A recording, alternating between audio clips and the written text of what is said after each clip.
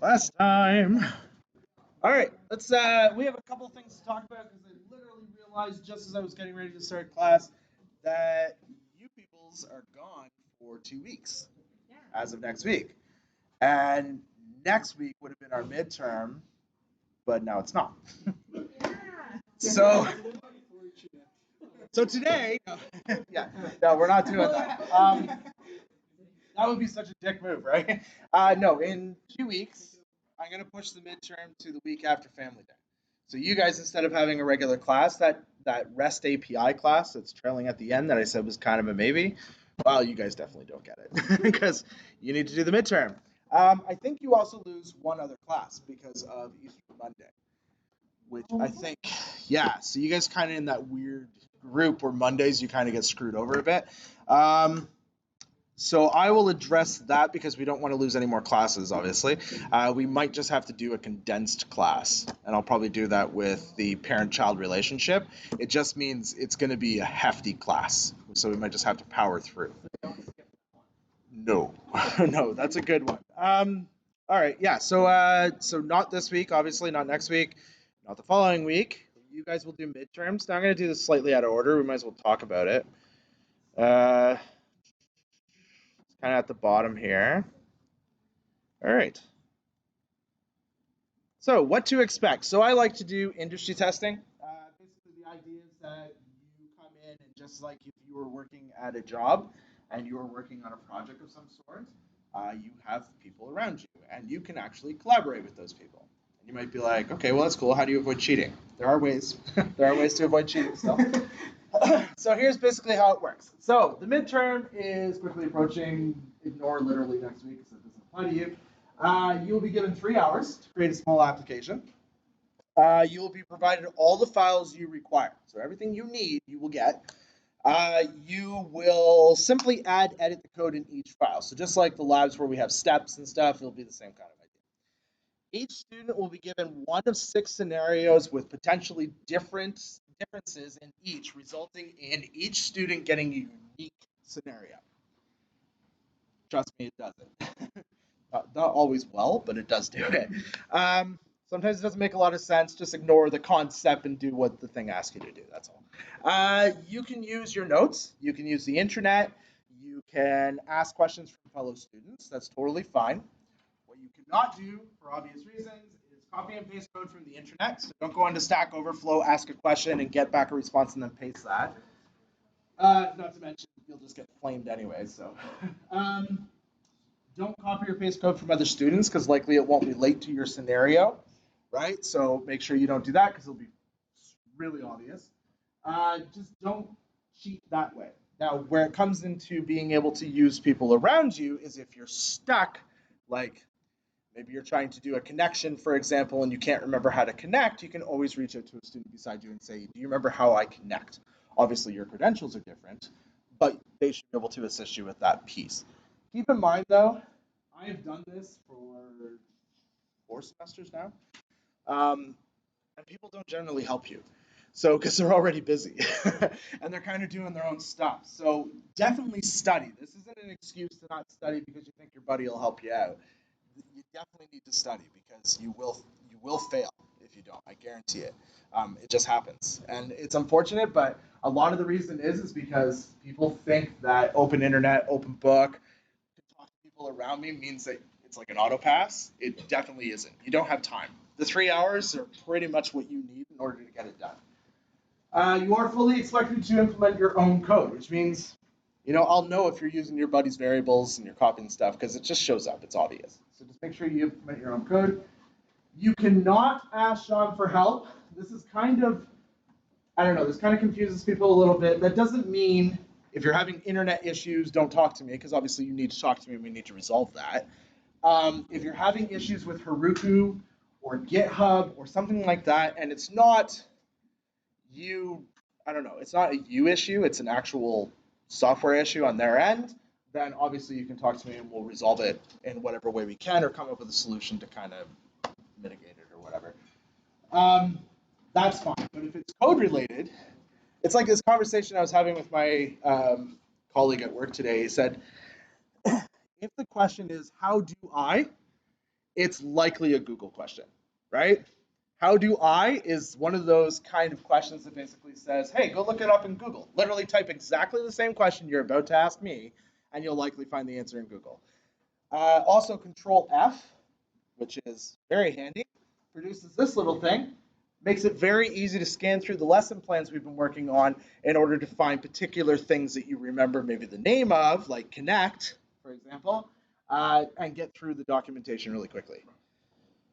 All right, so you may be confused on how your fellow colleagues can help you if you can't copy their code. Their code doesn't show you understand. That's the reason why I don't want you copying their code. I want to know that you understand how the concepts work, how to implement those concepts and strategies, not how your buddy did it, okay?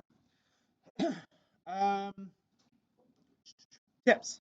Each of the scenarios will involve different strategies learned over the last 6 weeks. So I'm not going to give you a scenario that doesn't make sense to the code that you've already learned. Nothing out of the box. As always, I award out of the box thinking though. So if you implement an out of the box strategy, that's awesome. We'll talk about that and you'll get a bonus, obviously, as long as it wasn't a copy and paste from somewhere. Be on time. So students tend to run out of time for various reasons. The midterm I give you, I can generally complete it in 30 minutes. So I usually multiply that by 3, right? Because you guys are new to the language, still syntax that you're learning, right? So I guess, an hour and a half. But I'm going to be honest with you, most students hit the 3-hour mark and they run out of time. Okay? And a lot of that has to do with not studying. Those who study usually get it done within the hour and a half, no problem. It's not a lot. It feels like a lot. It's not a lot. A lot of it usually has to do with the fact they just don't know where shit goes. Okay? Practice creating a simple CRUD application from scratch. So we've done that over the last little bit. That's likely what the scenarios will be based on is CRUD. So practice just creating CRUD, right? Get it down to a point where you know where everything goes and how fast you can get it put together. Practice using GitHub as well as deploying to Heroku. So if you're still struggling with pushing and pulling from GitHub and still struggling with deploying an application to Heroku, definitely practice those elements because you need to have your code from the midterm on GitHub and you need to give me a working application URL. Okay, so that's important. We will do another deploy today. So we're going to go through that whole process of pushing to GitHub and deploying today. And your lab requires you to do that. And every lab going forward will require you to do that. What else? Practice reading error logs. So in Heroku, where do you find the logs? Exactly. There's a more button up in the top right-hand corner of Heroku. You click the more button and you choose logs. And it will actually give you a full console of logs that will generally tell you what is wrong with your app because Heroku will suppress your error logs, right? So you won't get the big orange blocks like you do on localhost. All that gets suppressed. So if you're having an issue with your Heroku app, go check those logs, okay? And same when you're working locally, which you will do probably to the very end of the test before you do your push and your deploy. When you're working locally, read those logs. They do make sense for the most part. Sometimes they can be a bit confusing, but read them for the most part, they make perfect sense. Usually it's missing semicolons or you're trying to access a variable that you didn't label correctly, right? Study. Can't emphasize that more. Look over your examples that we've been working on in the past 6 weeks. Nothing you haven't done before will be on the test. I won't throw a curveball at you. It's all stuff you've done, okay? So it should feel familiar. All of you basically show up every week. I'll tell you right now, the people who show up from week to week always pass. It never fails. Mostly because I'm a bit more lenient. That's part of it. But yeah, and if I kind of get what you were trying to do, I do mark partial code, by the way. That's super important. I do mark partial code. It's not like, oh, it didn't work, close it off, 0. I don't do that. But it needs to be on GitHub. That's the key factor there. All right. Any questions about the midterm in 2 weeks? Yeah? Yes, totally. Yeah, a lot of people like to listen to music. I mean, you can't really cheat. You can have your phone. I don't really care. Like, it doesn't matter. Like, unless you hire a Fiverr, you can't cheat. So, yeah, don't do that. I've had one student hire a Fiverr for a project. Yeah. Explain this to me. Yeah. So, just to confirm, you're going to have to create a new repository and a new application on Heroku. That is correct. And then launch the entire thing. Yes, which is good because today you guys are going to do that anyways. So you guys are going to do your lab 6. Are we on lab 6? Yeah, we must be. So in lab 6, you're going to create a brand new Heroku app today. You're going to create a brand new GitHub repo, and you're going to do that same process again. So, and you're already doing it for your projects, right? So that's 3 times you've done it before you hit your midterm. So you should be like, write down the steps. Make your life a lot easier. We had issues with project. Yeah, not with the big scenario though. In the end, we got there. All right, so last week, I mean, that was our whole thing last week, right? Using GitHub, deploying to Heroku, that was the big step. Out of the labs, the only real issue I noticed in the labs, most of you did very well. Only a couple maybe didn't get bonus marks. The one issue I did notice was if I saw your .env.php file inside the GitHub, I deducted you 5 marks. And the reason why I deducted you 5 marks was because that is considered a sensitive file. You don't want that sitting in your GitHub. Even worse, some of you were giving me public repos. Repo is short for repository. You're giving me public repos with your credentials in it. So that's kind of a scary scenario. Not so bad considering I did double check. I didn't see any remote MySQL credentials, which you would have gotten an email from me had you done that saying, please remove this file immediately. Or I would have just changed your password on you. But the point is you don't want to publish your credentials for anything, whether it's MySQL, whether it's like a seeding file to generate an administrator, anything like that to an online public repository. Very, very bad, right? For obvious reasons. Hackers are always looking for easy ways into applications. And even though you might think, well, why would they ever want to hack me? It's not about that. Basically, they want to use your site as storage or use your site as a proxy or whatever. They have reasons to use your site. So you definitely, and then put all the blame on you, right? For their shitty habits. So you definitely want to make sure that you're not publishing that file. One of the issues that was causing you guys to deploy your .envs was that you were ignoring, like, you would put in the git ignore .env.php. That would go in the git ignore, but then you would call the file _env.php.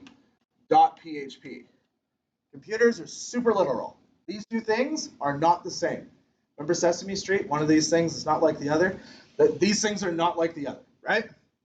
That was one issue. Another issue I did see on one person is they had .git, and I don't think they liked the way the git ignore ran together, so they put an underscore, and they call it .git underscore ignore. The problem is that your Git library that's on your computer doesn't understand what this is. There's ways to tell it that this is your new git ignore file, but obviously you didn't understand that, so you didn't do that. So this it got ignored by git ignore, basically. It didn't get treated, so nothing that you did in there happened, unfortunately. So the way to resolve it once you have your .env.php is kind of a pain in the ass to fix, but the easiest way to do it, remember that -f I told you about? You create your .gitignore properly, you add your .env to it, and then you repush your whole repository with a -f, which basically blows everything out of the water that's currently on there, and you've overwritten it with the new stuff. Either one of you, yes, Adam. I'd still put in your previous comments if someone had access to your repository and they jumped backwards, you would still get that file. Yeah, that's a good point. Yeah, it would actually. So you would still have your commits from before, which means they could go back in time and go see. They're in your private repository, you're already kind of effed. Yeah.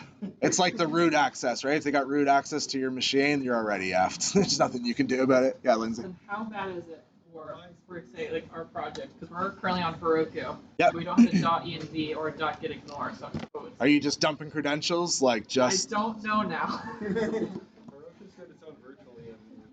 Right. So if you're using Heroku's config vars, right, which hopefully you are, then you're not likely dumping live variables sitting into Heroku. Okay. So you're not like putting them in your Git repository. I would go check. Make sure that in your Git repository you don't have credentials that are important sitting inside there. If at the bare minimum, make sure your repository is private. If it's private, then you really don't have much issue. nobody should be able to get in there and get your stuff. So Okay. Well, now I'm gonna be a little paranoid. yeah, be a little paranoid and check it. All right. So at the first break, if you did lose marks, I will happily help you fix that. Yeah. I haven't got anything marked since like last week. I've marked everything. Yeah, I haven't gotten anything since last week. I can even prove it.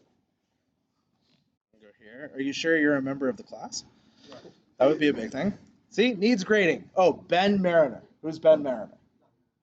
Yeah, so not you in this list. So I'm not sure why that's the case. See me at break. And yeah, we might have to send an email off to wonderful Blackboard. All right. So today is one of the first times we've ever really had something like starter files. We've never done starter files in the past. And part of the reason we're going to do starter files today is just because we're creating so many pieces today that I don't want you just to be hung up creating HTML. There's no reason for it, right? So some of the stuff that we've already learned, I've already done for you. We're just going to start with the starter files and then add the new things on today that we're going to talk about. So I kind of like to get that where it needs to be, because what I find students tend to do is download the starter files, edit them within the download directory, and then assume that they're going to work on the web server, but they won't. Why won't they? Yeah, they're not in the right place, right? They need to be in the www directory in order to work. They won't work out of your downloads directory. Now I say that, but I guarantee you at least 3 of you will do exactly that. So let's try to take it step by step so that we can make sure these files go exactly where they need to be. So step 1, click the starter files to download the folder or the file.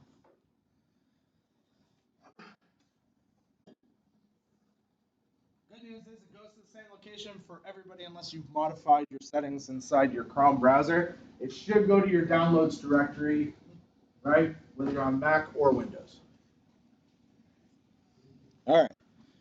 I'm going to open up 2 Finder windows. I'm going to sorry, not Finder, that's... Really? Oh, hold window. Oh, nice. I kind of like that. Yeah, that's pretty cool. Right click, choose. What's the shortcut key for it then, Adam? For another file explorer? Windows key E? Okay. So I've got 2 file explorers open here. The first side, the left side, I'm going to put my downloads on that side. There's my downloads. I don't have many. I like to clean it out every once in a while, otherwise it gets ridiculous. And then on the right side, I'm going to make sure I'm in my Apache directory. So I'm going to go to, this is the first time I think we've ever done this. I'm going to go to C, WAMP64, www, comp1006. So on the left side, I'm in my downloads. On the right side, I'm in my Apache Web Server's public directory that's getting served to the, well, not to the internet, but is servable to our browser. I'm going to, there's 2 ways you can do this. Either you can, using your right mouse button, drag this to the other directory, which I don't even know if I can access my right. Yeah, I can. Drag it here, drop it, and then choose to extract. Or you can extract it in the downloads directory and then copy the files over. Either one works. It's going to say Lesson 6 Student Edition. Change that just to Lesson 6 and click Extract. If you did that correctly, you should have a Lesson 6 file folder inside your WAMP64 directory. Those of you using Mac, do the same kind of steps, but extract it into your htdocs folder underneath your comp1006.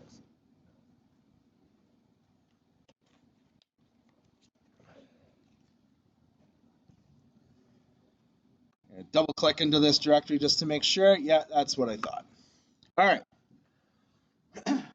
kind of annoying thing when you right-click on a folder and you send it to zip.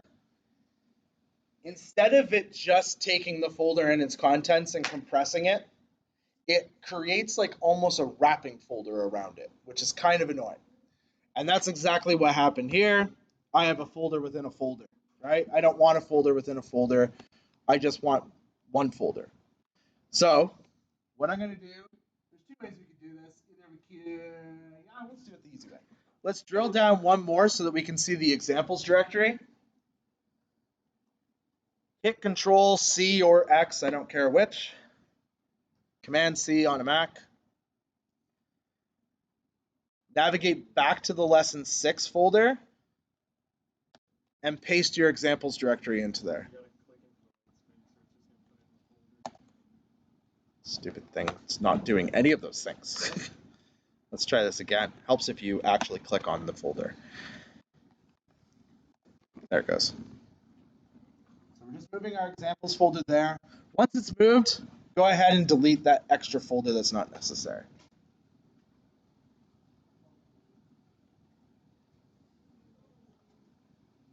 If you are struggling with these operations, I really recommend practicing with your file explorers or your finders, because at the bare minimum as a computer programmer, you should know how to navigate your file system. Bare. All right, everybody good? Yeah? Don't be embarrassed. You can tell me if you're not. I realize what I just said. I have to shame you a little bit, but yeah. All right. Cool. So if that's all good, you can go ahead and delete the files that were sitting in downloads. At least the lesson 6. Maybe you have other important documents in there that you shouldn't, but whatever. Now I'm going to move up a directory, right-click on lesson 6, and open with code.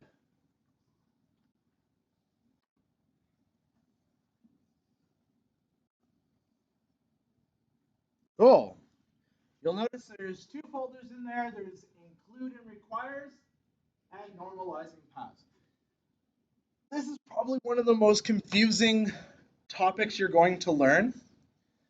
One very important concept that you need to understand is that includes and requires are basically the same idea, and they functionally work the same way.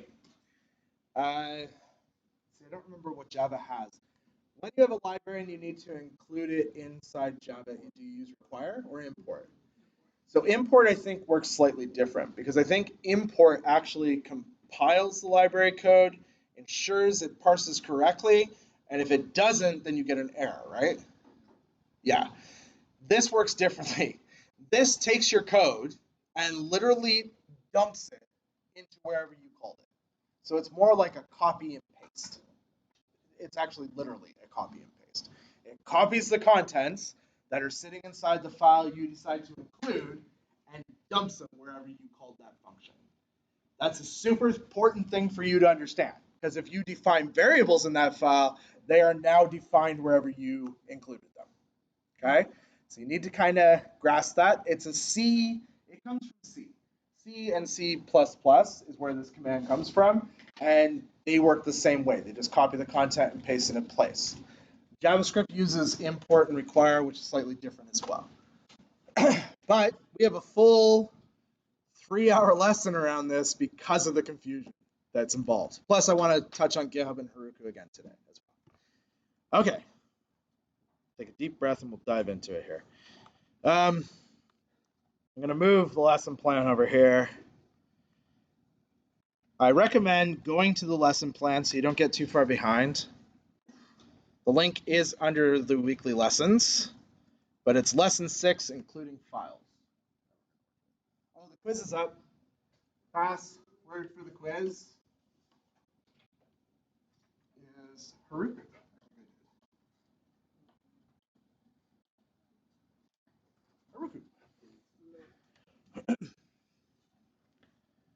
All right, so including file content in another file in PHP. So in computer programming, our biggest goal is to be dry. I've used this term quite a few times. Can anybody tell me what dry stands for? Not like under armpit dry? Yes, exactly. Don't repeat yourself. Don't repeat yourself. Don't repeat yourself, right? Sorry, that was a stupid joke. So this is because we want to have better maintainable, testable code. So you think about it, why do we create functions? Why do we create classes, right? Why do we create variables? Because it's easier to edit one location than it is to edit code in 16 locations because you copy and pasted it. All of you did HTML, right? You guys made like a 5-page application, right? Yeah. And in all 5 pages, you had the same HTML. Literally in all 5 pages. The top head part and the top bottom body part were exactly the same in all 5 pages. And the programmer in you is probably like, why God? Like, why do I have to do this? Why do I have to have this repeated pieces of code? Right? But, you know, PHP gives us functions, gives us includes, gives us a way to dry up our code. So duplication of code obviously makes maintainability testing a lot more difficult, right? Because again, we have to deal with all the duplication. If we had a function instead of a function, if we just had raw code and we needed to add something new, we have to do it to every single place. In your HTML applications where you guys were doing HTML and you had your 5 pages, if you decided to add a new library into it, you had to do it to all 5 pages. If you wanted to add new JavaScript, same issue, all 5 pages, right? As opposed to just doing it in one place. And if you forgot, you had to go back and make sure you fixed it, which is kind of annoying. So in PHP, not only do we have functions and classes, and this same concept exists in most programming languages. I'm not sure what you would use in Java for this if you're using Java server pages. But in Ruby, it's pretty much the same way. PHP is the same way. In JavaScript, you can do something like it. Like that's basically why we use React, right? It kind of gives us the same templating functionality. In PHP, we have something called include and require. And there's also an include once and a require once. There's 4 total commands. And the idea is all the same. They all work the same way. They copy the contents of a past file location into wherever they are called, right? So if you look at my little diagram I drew here, which unfortunately is kind of big for the screen, I'm going to have to knock it down a bit. This is why you're going to want to look at the notes. Here we go. Tom's back. Hi, I'm Tom. Tom makes a request for index.php. And because my website has multiple pages in it, I don't want to have to duplicate the same common HTML that I have on every page. So think about the common HTML that you have on a page, right? You have that doc type, the opening HTML tag, you have your header, right? All that is the same in that opening body tag. Basically, from doc type to body tag, the opening body tag is the same across all your pages, right? So I can take that code and extract it out to a different file. That file I'm going to call header.php. I'm going to prefix it with an underscore, but really it doesn't matter. That's just a common naming convention that you use in PHP to indicate that the file is an included file, right? Meaning it can't live on its own. That's the idea. But it's just a naming convention. There's no difference between having the underscore and not having the underscore. Same with the bottom. I mean, I'm going to literally type body HTML onto every single page I do. It's just redundant. I might as well separate it out, especially considering if I ever decide to add JavaScript, I'm likely going to put my script tags down there, and I might as well just create a collection of script tags in one file as opposed to multiple files. So now all I'm left with in my PHP is my content. That's all that lives in there from that point on. To get this piece, I included above. To get this piece, I included below. When Tom makes a request to the index.php, the include function is going to go retrieve those contents, paste them wherever I called the include. So it's going to paste it here, and it's going to paste it here. It's going to produce this structure, and then that's going to go back to Tom. So Tom's not going to know any difference that I'm using included files, and nor does Tom need to care. All happens on the server.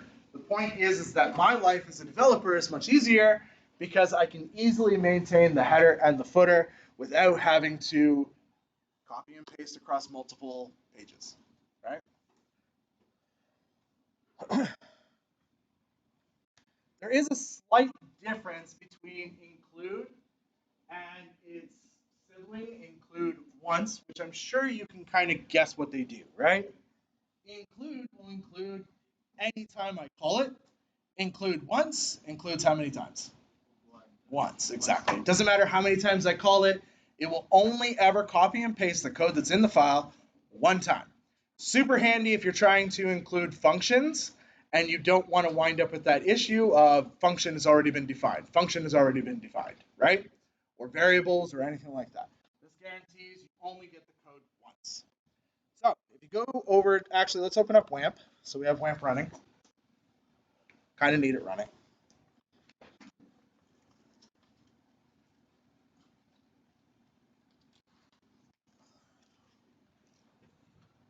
All right, I'm going to go to localhost, comp1006 like usual. Click on the lesson 6 file folder. Click on examples, and we're going to work in includes and requires is where we're going to work. I'll zoom in a little bit so you can see. Right now we just have a bunch of blank headings. We'll add the code to the specific area, so make sure you follow along where I'm actually adding the code to.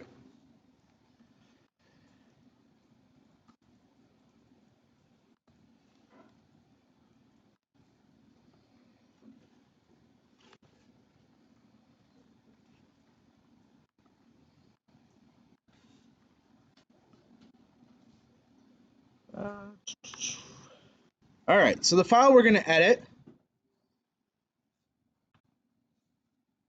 is the index.php file that's in there.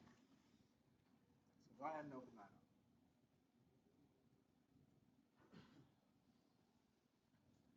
The first little bit that I'm going to show you is this one here that says include me a bunch of times. Include with the brackets by itself, not include once, the other one, just include, will include the code as many times as you call it. So to prove this, we're going to write a loop that we haven't written before but should seem familiar because it's literally the same syntax in almost every single language ever. We're going to write a for loop. You guys have written a for loop. Anybody not written a for loop? Okay, cool. So we'll write a for loop. We'll just create some PHP tags first. And maybe I'll zoom in a little bit so you can actually read this code. There you go. Is that readable or? Yeah? Okay. Hold on, my glow is off. Which is super, super important. Let me turn my glow back on.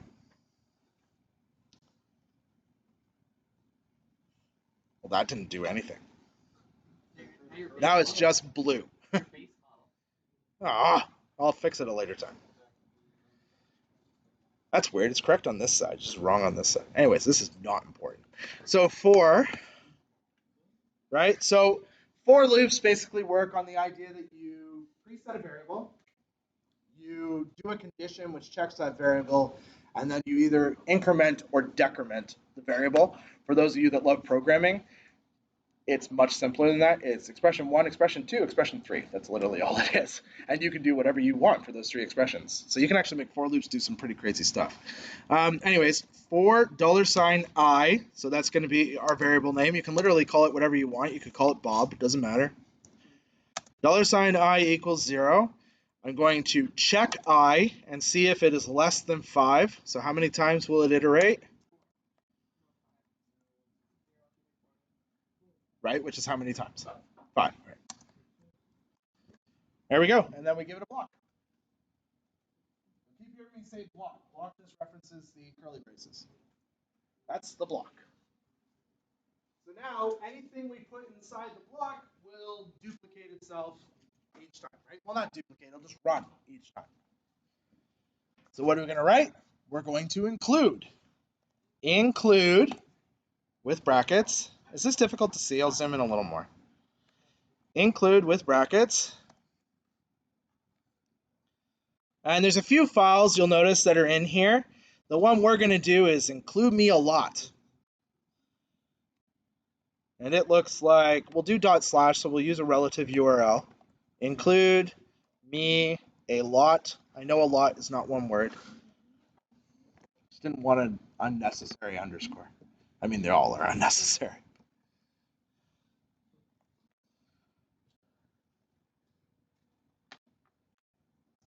So the contents of include me a lot are going to display how many times? 5, exactly. And that's because of the way include works. Include will just take the contents of whatever is inside, include me a lot. Anybody look to see what the contents are? No? Okay. It's going to take the contents and it's going to keep pasting it into the page. If we go over to the browser, I think Emily looked, she's laughing. If we go over to the browser and we refresh our browser, how do we refresh without hitting the little circle? F5, that's a good one. What's another one with the control key? Control R, yeah.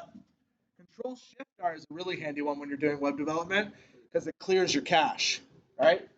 So there you go. This is a song that doesn't end. It goes on and on, my friends. Some people started singing it, not knowing what it was, and they'll continue singing it forever just because.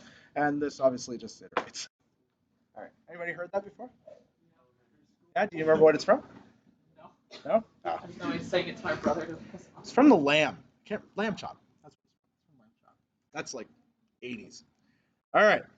So we've got our wonderful include working, right? Every single time it iterates, it includes a statement, takes the content from that file, and immediately pastes it into our file. Now, one thing to note about how this works is this piece will happen before the rest of the page gets parsed. That's super important to understand. So the contents in here actually don't happen on each iteration. This include has already gone, grabbed the code, and dumped it into this spot before this for loop ever gets parsed. I know. So this is the order of operations with your PHP parser. Includes and requires are immediately evaluated, and whatever the end result is put into place.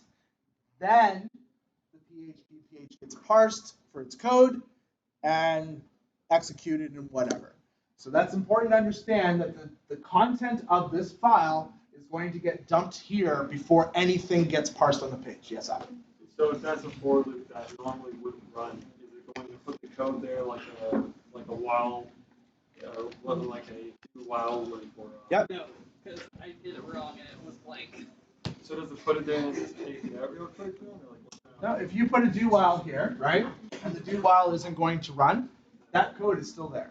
Yeah. Even if it doesn't execute, that is still sitting there. So it just takes up memory, so it's the memory issue. So in your memory, where your do while structure is getting stored, that is still there. The contents of that are still sitting there in memory, you just don't see it. Yeah, that's just how it works. Yeah. If you really wanted to see that in operation, how could you do that? You could do some really funky file outputting, and you could basically take the buffer stream that produces this and stream it out to a file, and then you would see it in there.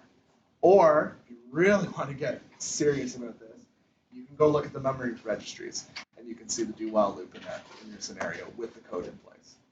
Suffice it to say, you just want to accept it for what it is this gets dumped out before anything else happens. Same happens in C++, same happens in C. Whenever you're doing includes, they automatically get put into place, and then the file gets compiled, parsed, or whatever is happening after that. There is a way to stop that, and that's using something called buffers. And what you can do is you can actually do the include, but then store it. Instead of having it stream into the file, you can actually stream it into a buffer and store it in the buffer and hold it, and then output it when you're ready. That's another way to do that. Which is, I don't know why I'm bringing it up. All right, let's move on to the next one. So the next one is include me only once. We're going to write the exact same code. So what I'd like you to do is just copy that for loop we just did, right? Make sure you get the whole block, right? Both curly braces, everything inside. And where it says code here under include me only once, we're going to paste it in place.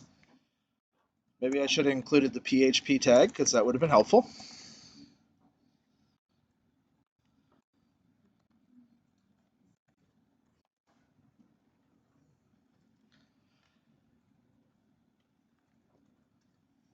And we're going to do underscore once. So we're going to change the command from include to include underscore once. And the file we're going to load in is include me once. So just some modifications. We're still in a for loop, right? And we're going to iterate 5 times. And this is messy. So what's going to happen is this include is only going to include the file the one time.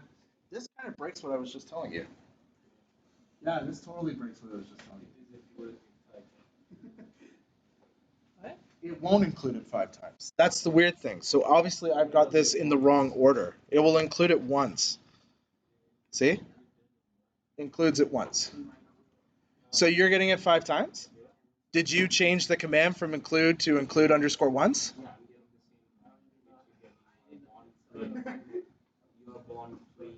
Yeah, you get it 1 time, right? How are you getting it 5 times? Go to your code for a second.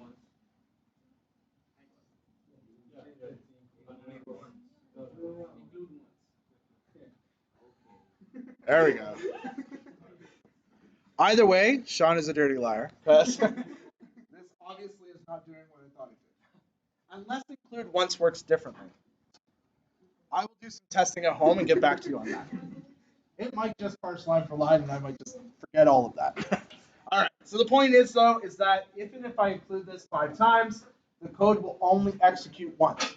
So this is super important to understand because when you're including libraries, because you'll create these like function libraries, or hopefully you'll get beyond that and create classes and objects and stuff, right? But when you create these and you go to include them, you don't want to wind up including them, 6, 7 times because you have them at the top of each file. You only want them to be included the 1 time. So include once ensures that this content only gets included once, and then any other subsequent call, right? So any other time this is called gets ignored. Just gets completely ignored. Okay? Yeah. But it still runs the for loop 5 times, right? It's going to run the for loop 5 times. Yeah, it's literally going to run it. It's going to produce this code, spit it into place, and then just ignore it the other 4 times. Yeah. Okay. I still think I'm right. I think there's something funky with that. What's the problem? Well, based on what I was saying before, is this happens before this page even gets parsed. So if that's the case, this loop, no matter what, even if it is only an include once, these content should get spit out 5 times. Okay. But that's not what's happening. It only gets spit out 1 time. So it's doing what we expected, and that's a problem. Kind of, yeah. Yeah.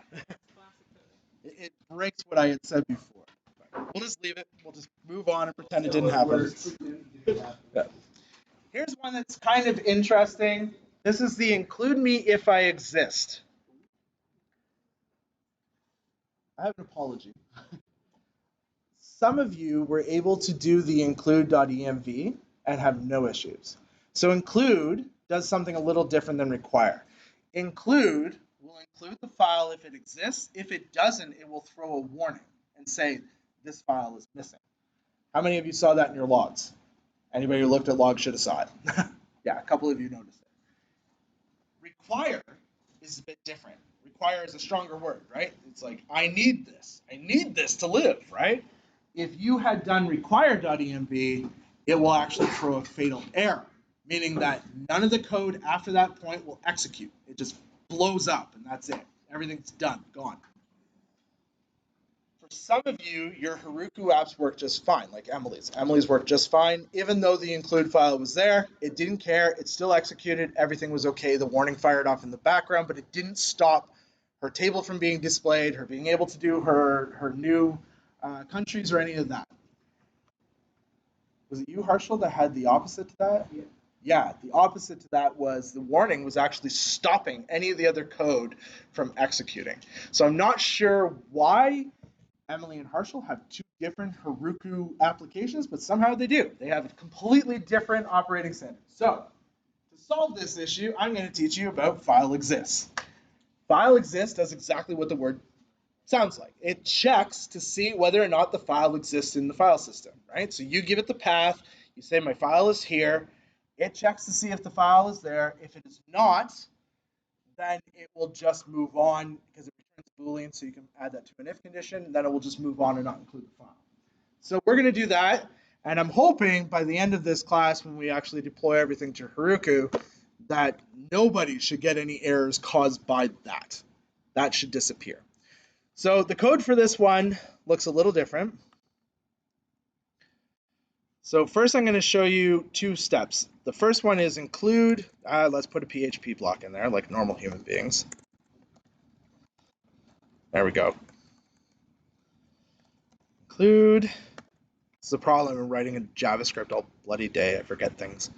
I don't exist, so I will, you can literally write whatever you want, cause a warning.php. That's a long file name. Echo, but the warning won't prevent me from executing. So, oh, there's a smiley face. There we go. So what will happen is this will cause a warning in our browser. We'll see a warning pop up saying this file doesn't exist, but it's a warning. Warnings don't prevent the file from continuing to execute, or they're not supposed to, right? Unless you have some super strict version of PHP running, which will blow up on warnings, which is a possible thing. You can set that. So we're hoping that that's not the case. We should see this, but the warning won't prevent me from executing line. You don't need to write I don't exist, so I will cause a warning.php. You can write ASDF.php. It doesn't really matter, as long as the file doesn't actually exist.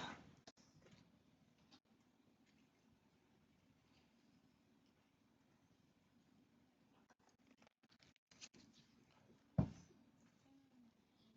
right, so once you've done that, Alt-Tab back out to your browser, Control-R, and you should see these warnings. Warning. Include I don't exist, so I will cause a warning.php. Failed to open stream, meaning I can't find the file and open up the stream to parse the file. No such file or directory, and it gives you where it's trying to access it from. Then you get another warning, right? Same thing, failed to open, because the first one's the include, the second one is the opening, so it fails again. However, but the warning won't prevent me from executing. Did anybody not get this part? But the warning won't prevent me from executing. Okay, so cool. So all of our Apache servers are working the way they're supposed to. They're not in some weird strict mode. So we can actually hit that point. So how do we deal with this issue? The easiest way to deal with the issue is wrap this in an if condition. So we're going to say if file exists, which is a function, and you can literally just copy your include line and paste it.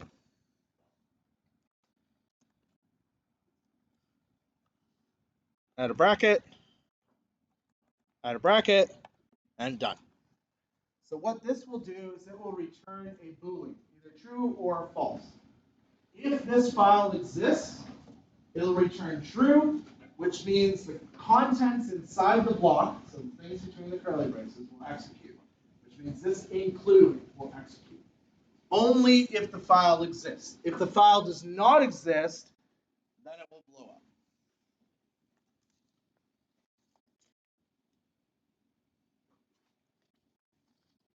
All right. So if you Alt-Tab back out, hit Control-R, blammo blammo, the warnings have gone away. So we're going to use file exists today quite a bit so that we don't have this issue going forward, because it definitely checks to make sure the thing exists. The only annoying part is that we have to give this an absolute URL. So it has to, well, not even absolute, it just has to be the most proper relative URL pointing to where the file is. Right now you don't fully understand why that's an issue, but you're going to in 5, 4, 3, 2, 1 seconds. So let's talk about nested includes.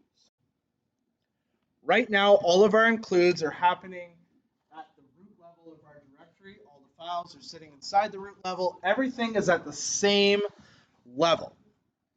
Let's see if I created any code to show that. You did. I was like, that's what it is. There we go, nested includes. I even drew a little diagram. So include files is handy for drying up our application. However, it can get tricky when dealing with nested include statements. Remember how includes work. They copy the contents of the file and paste it in place. That's super important to remember. They're not parsing the content. It just gets copied and pasted. That's all that happens. So here's where the issue happens. So I have a directory, lesson 6 examples, includes, and requires. Inside there, you'll notice inside your IDEs, you have another directory in there called includes. Inside includes, there is a file called include within include.php.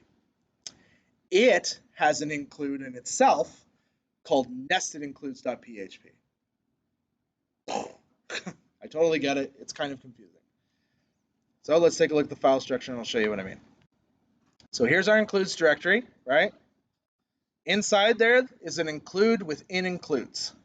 If you click on that, you can see that it says I'm including a file outside my folder. So make sure you've clicked on the include within include, and we're going to add some code in here. We're going to add include.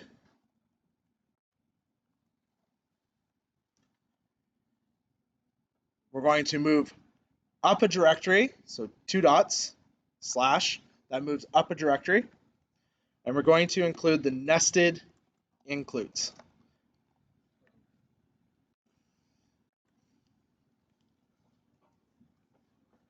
So I'm include within include, which is sitting inside the includes directory. I want to include nested includes. Okay? I need to move up a directory. So right now I'm in here. I need to move up to here and then grab this file. That's what I'm doing. Is everybody following with that so far? Anybody still kind of confused? No? Okay, so I moved up a directory, and I'm just accessing from the main directory that file. Good? Anybody see what might happen? Yeah. Just copy and pasting it. It's going to take that, it's going to put it in the directory that already has the nested includes, and it's going to say I can't go backwards. That's right, because this is now wrong. This total path is wrong. So if we go to index.php, under our nested includes, we'll add in our PHP block. And we'll include /_ includes / include within include.php.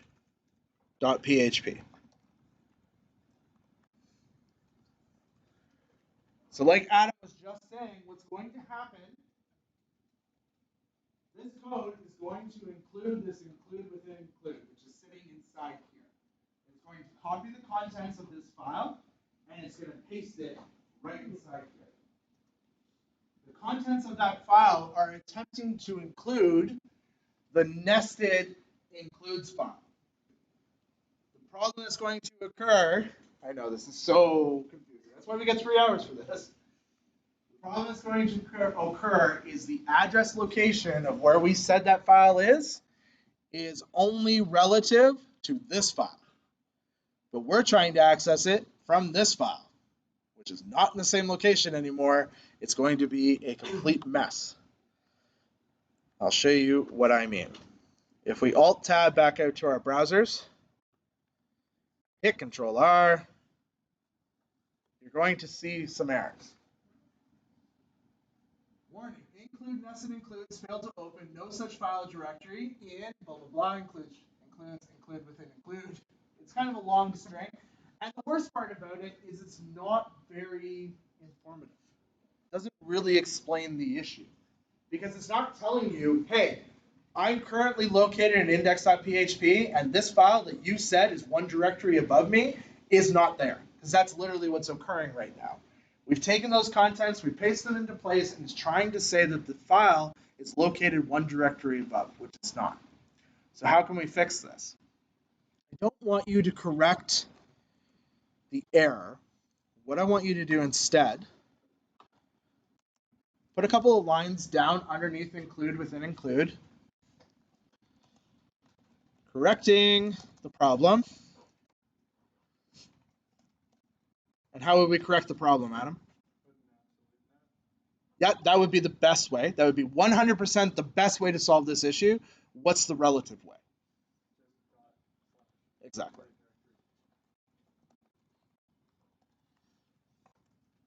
So the interesting thing, this file will now work, and this statement will do what it needs to do. However, this line will fail. But if we navigate directly to include within include, the top line will pass, the bottom line will fail. Right? So I'll show you both of those instances. Just want to make sure everybody's done writing things out. Anybody still typing? Yes, sorry. I was Yep, no worries, the Lindsay. wrong file. That was a hot mess. It includes is like, don't worry, we're going to make it super easy in a bit. It's not too late to add drop, right? What's that? It's not too late to add drop, right? Oh, it's like 2 weeks past. Damn it. Oh, you're stuck. Yeah, you can always drop out. They're just not going to give you any money back. All right, if you refresh, you should say, I'm being included from the underscore includes folder. Yay! However, up in your address bar, add the path underscore includes so we can get into that directory. So we're in this directory now. And then click on the include within include file. Notice the first line is now executing correctly, and the last line is wrong. And that has to do with where we're accessing the file from. Because now we're in the includes directory and we're saying to it, hey, there's a nested file in here. There's a nested includes.php file in this directory, which is not true. It's actually up a directory. How many people understand what just happened? How many people have no idea what just happened?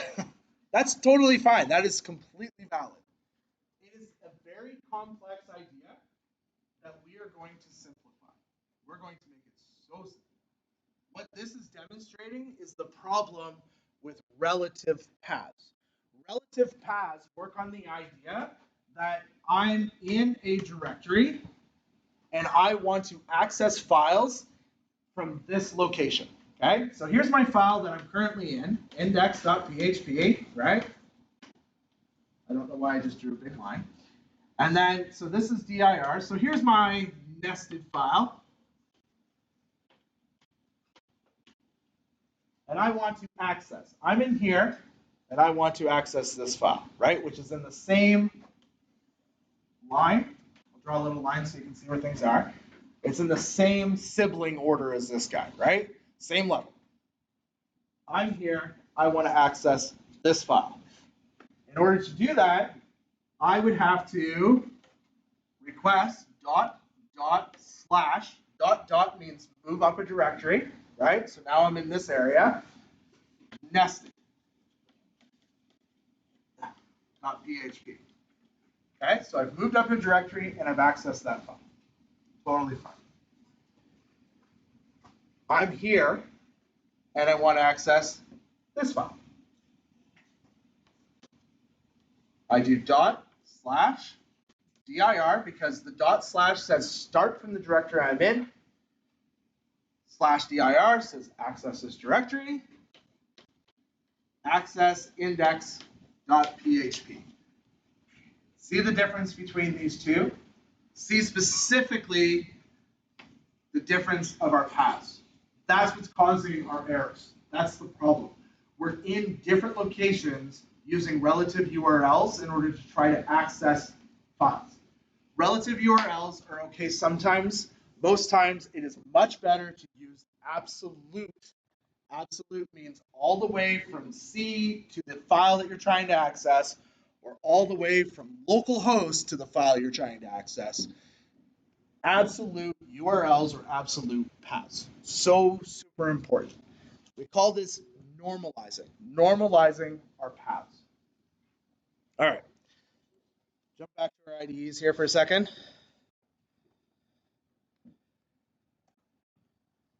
Require me a bunch of times. Do you guys understand how require works? It's no different than include, except for if the file's not there, it will fatally fail. Okay? Require me if I exist. Yeah. So we're good. So that's all of those things there. I think we need to move on to normalizing before we completely break your brains. So that'll be our next step. We Yes. didn't fix unestimate includes. We didn't fix it. All we did was add one that works and one that doesn't work. Yeah. It is, yeah. Essentially, it's a light switch because in include within include, this one works, line 3 works, but from index.php, line 6 works. It's based on where you're located, and it has to do with where things are inside your directory structure. I think inside the lesson plan, I go more into depth with that, which will hopefully help to understand it. Maybe not, I don't know.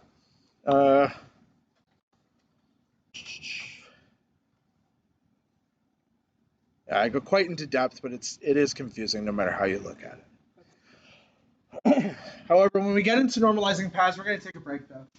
When we get into normalizing paths, I'm going to show you this structure here. So this is going to be our file structure that we're going to work with. And below is a table that kind of talks about this whole idea. The file we want, where we're starting from, which file we're actually starting from, and the relative path to get there. So that kind of shows you how relative paths work. Also kind of exposes why relative paths are a bit of a problem. All right, so why don't we take a 10-minute break? Or, you know what, let's take 15, because once normalizing is done, we're done for the day. We'll take 15 minutes, and we'll start again at 6:20. Oh, no worries. No worries at all. If we end early, we might have some project time.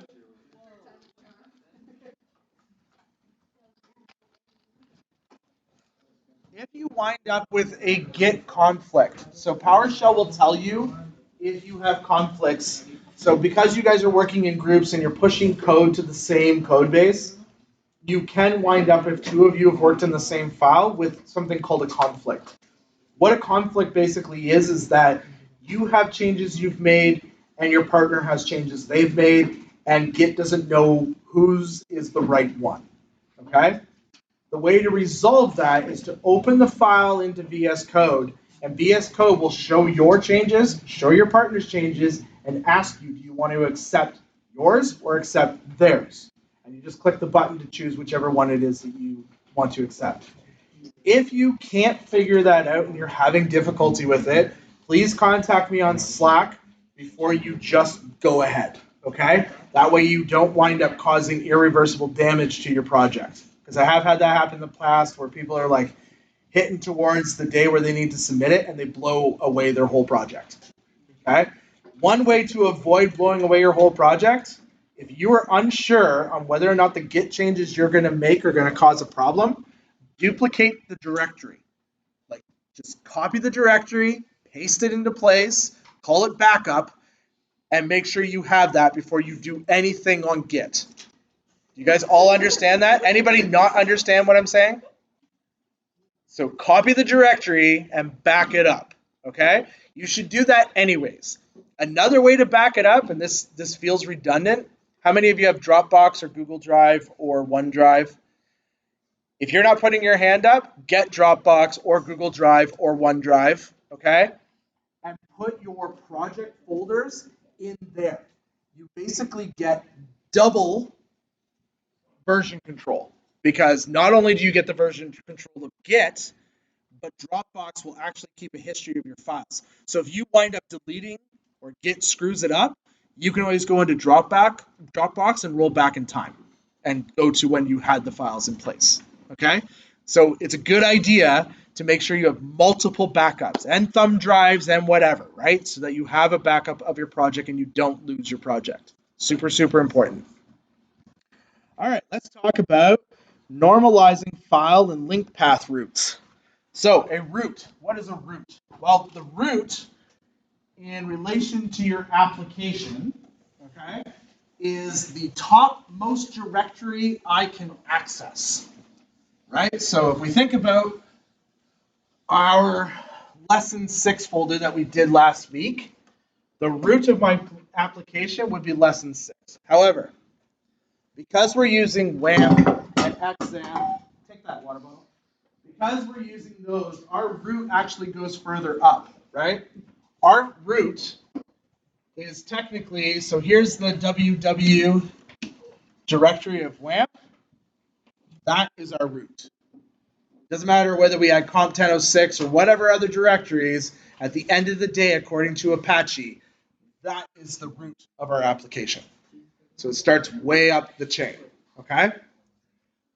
So the root is the folder that we want to treat as the topmost point of our application.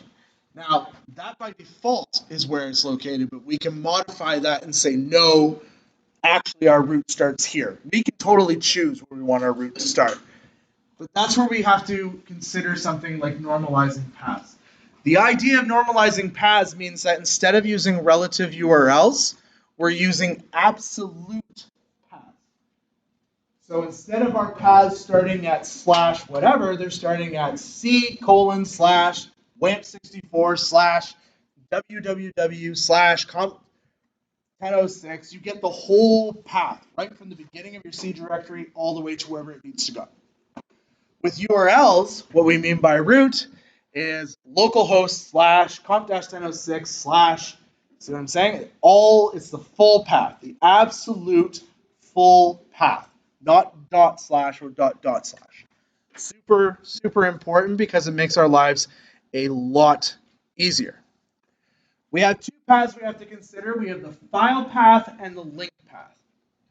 The file path is what we provide our includes. So when we want to take the contents of a file and paste it into our application, we're using the file path. So a file path is anything that begins with C:/ whatever, right? That's our file path, the file that exists on your computer. A link path is your local host, right? So it's like the URL. That's what you can think of the link path as being. It's your URL. So that will begin with localhost/comp1006 whatever, right? That's the difference between these two. File paths are the files that exist on your computer. Link paths are the URLs that exist inside your web server. So we need to basically define both of these. We want to use absolute references, and the first one we're going to start with is the absolute file path reference. So PHP actually allows us to set an includes directory, which makes this really painless. Basically, the idea is up to this point when we've been including files, we've had to give it the path of where the file is located. We can actually tell PHP anytime somebody includes a file, it always comes from this directory. And then it always prefixes it with that directory structure as an absolute path, and then everything is relative to there. Doing is definitely easier than explaining. So let's jump in. Open up the other one too. There we go. So in your examples, if you minimize includes and requires, and close off these files that we've been working in, we're going to work in normalizing paths. I've given you an entire application. I've already completed a whole bunch of the steps for you, so it's really just stuff related to normalizing paths and including files. Inside our browser, I think it's this one? Nope, the other one. Inside our browser, under the comp1006, just scroll back so that you are just loading in examples, and click on Normalizing Paths. And right now, you'll see nothing.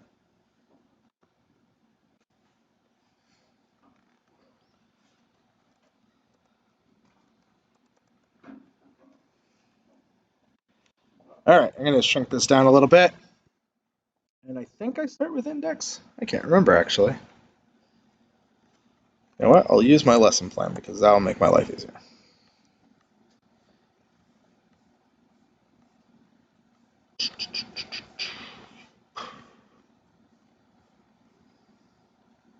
All right, we're going to start with _config.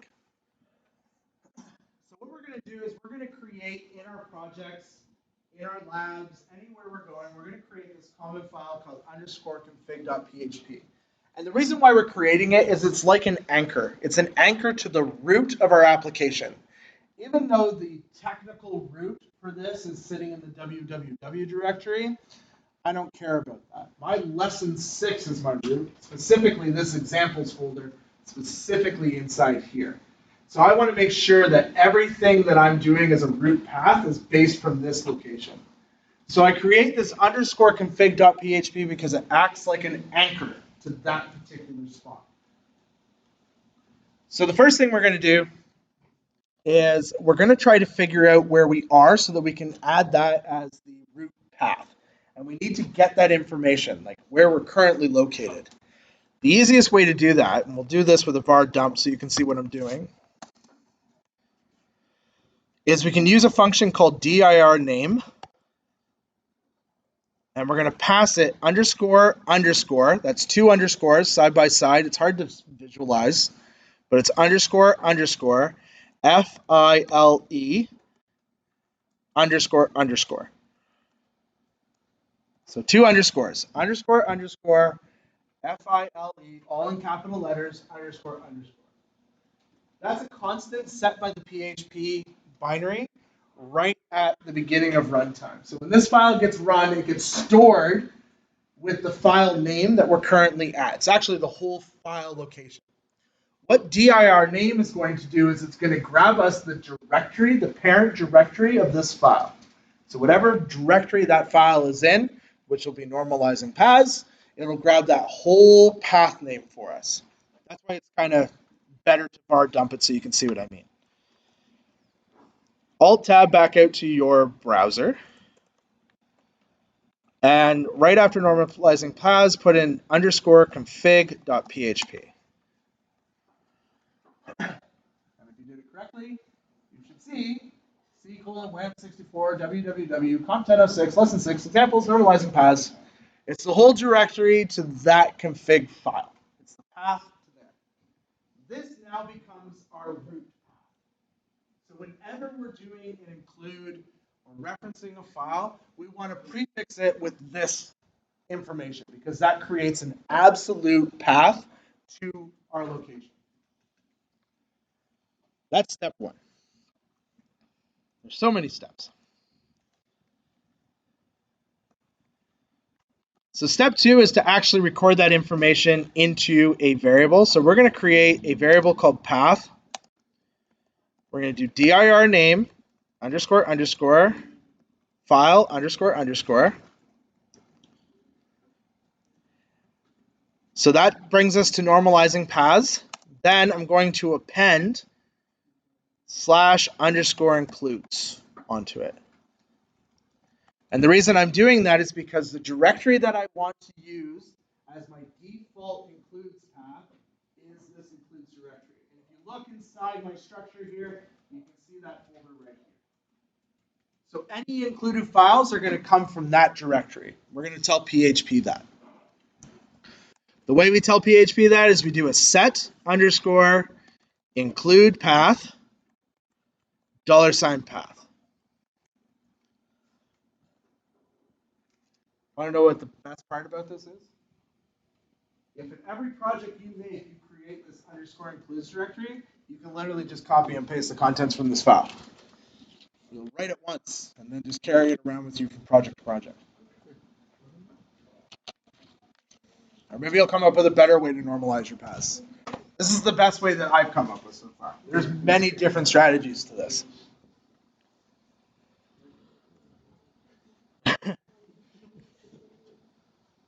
So we set our include path. So that now basically means that anytime we want to include a file, it's going to come from that directory.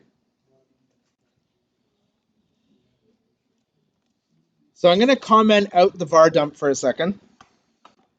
So we don't have it there. I'm just going to write above setting our root file path.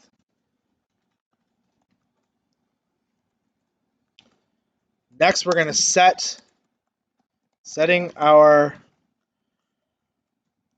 root link path or our absolute URL. So the first one sets where we're going to include our files from. The next one is going to be how we can establish where the root of our URLs are, so our absolute URL. This has to be done in basically 3 chunks. The first chunk is to find out where we currently are. So we're going to do that by doing $document underscore root equals $underscore server document underscore root, which will return the root to where we are.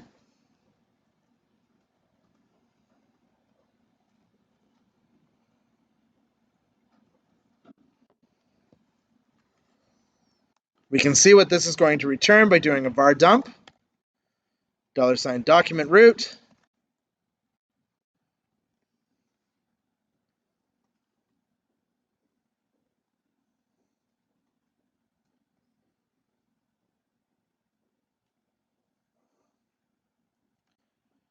the response here should be the root of our server.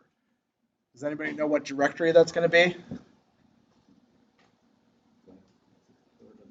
That's right, WAMP64 WW. So that's going to be the value of document root.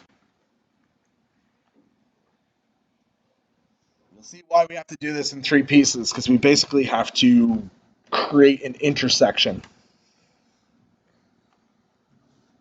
Once you've done that, Alt-Tab out to your browser, hit Control-R, and you'll see that it is C:\WAMP64 WW is the value. The next piece we need to do is get the application root, which is where we're currently located. It's literally the same thing we did up here. So if you do $application root equals dir name underscore underscore file underscore underscore. And we can var dump that out as well.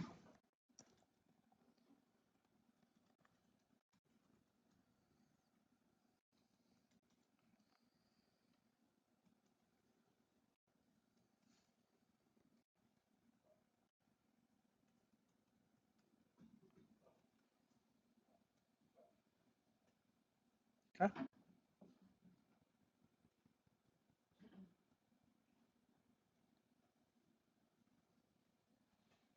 Everybody good? Anybody still typing? Yep.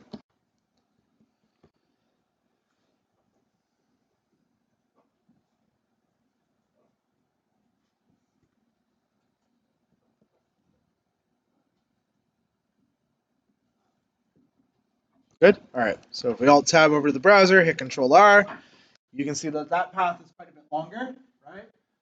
C:\WAMP64 content 1006 lesson 6 examples normalizing paths. Here's what we basically need to do. In order to create a URL or a URL path, we have to get rid of the C:\WAMP64 WW part. So what we're going to do, we need the URL to start at the root. We're basically going to create an intersection which leaves us with this. /comp 1006 /lesson -06 examples. Yeah. And normalizing paths. And I got bored. So basically we need to create that intersection so that it just starts at /. Your browser will understand /. It will not understand the C:. It will blow up and say, what are you trying to do here? This is not a link, right? So anytime we're creating an anchor link, it has to start at /. So in order to do that, basically what we're going to do is take the value of the first variable, document root, and subtract it from the value of the second variable, application root, which will leave us with just the / so on. So let's do the first step.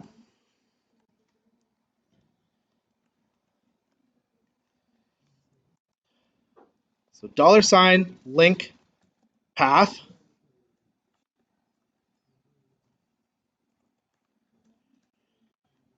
equals, and we're going to use the PHP function string replace.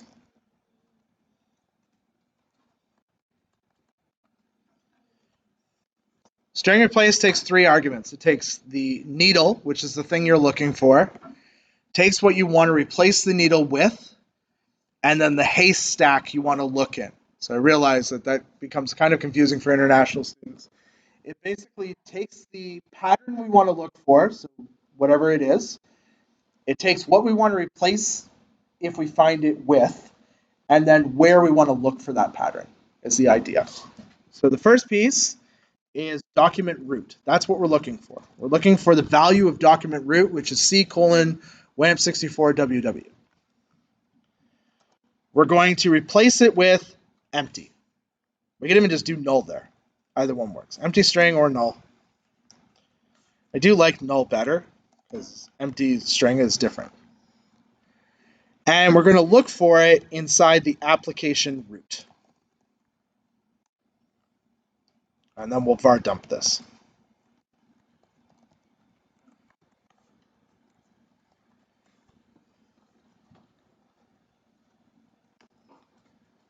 So we're taking document root, that's our needle, or the thing we're looking for.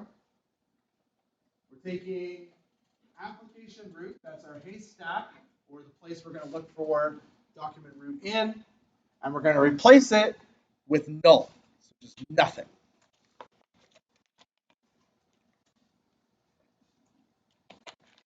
Does anybody see a problem based on the values that we spit out with document root and application root?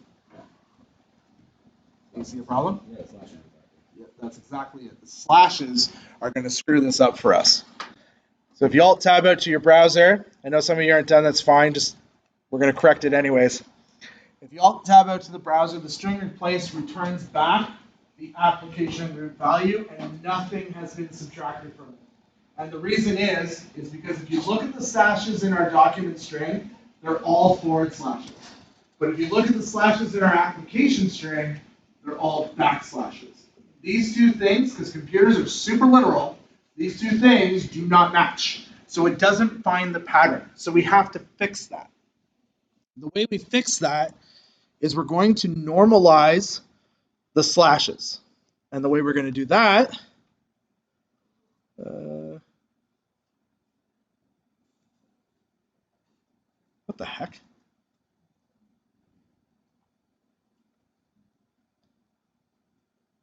Oh, I better fix that later. Just realized I totally forgot to add in the change. Interesting. The way we're going to fix that is we're going to normalize these slashes. We're going to do real path. I'm going to highlight this $_server and wrap it in parentheses. What real path is going to do is it's going to evaluate this and return back the real absolute path. Well, it's already an absolute path. It doesn't really make a difference, but it has kind of a cool side effect. It actually takes all the slashes and puts them in the right direction. The other way for us to do that would be to use string replace, look for all the slashes, and immediately convert them over to the other direction. There's different ways you can do that. But we're going to use real path. Now, interestingly enough, I can foresee an issue with Macs. And we'll find that out in a second with Atoms, whether or not this works. Because the slashes, the direction on a Mac, the slashes are different than they are on Windows. So we might have an issue. Or Atom didn't have an issue to begin with, which might also occur. Did yours subtract properly? Right out of the box, before we did anything? Yeah, that's because your slashes are properly directed. Windows, I don't know why it's back and forth. So now if you Control R,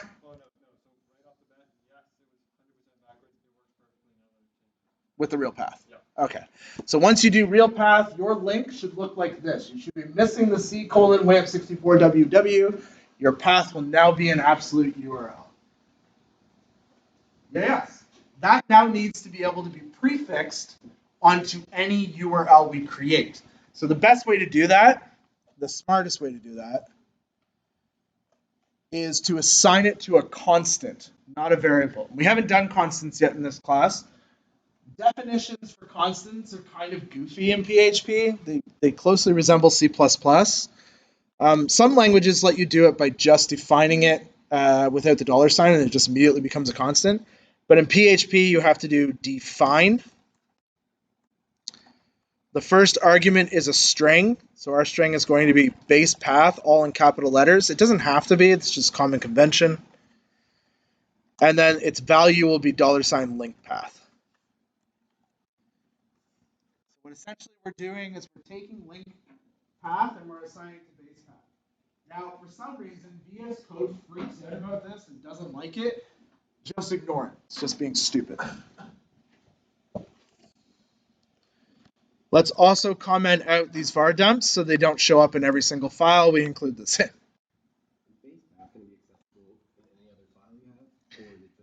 Just if we include config. Yeah, so that's the one now de facto thing we have to do.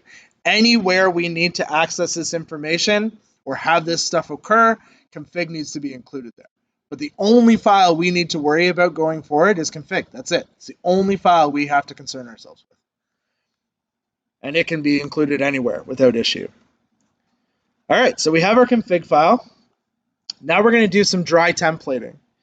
If you look at our index.php file, for some reason it's empty. I can't remember why it's empty, but it's empty. But we know how to create an HTML file, right? We can do it seconds flat, exclamation mark, tab, bam, instant HTML file.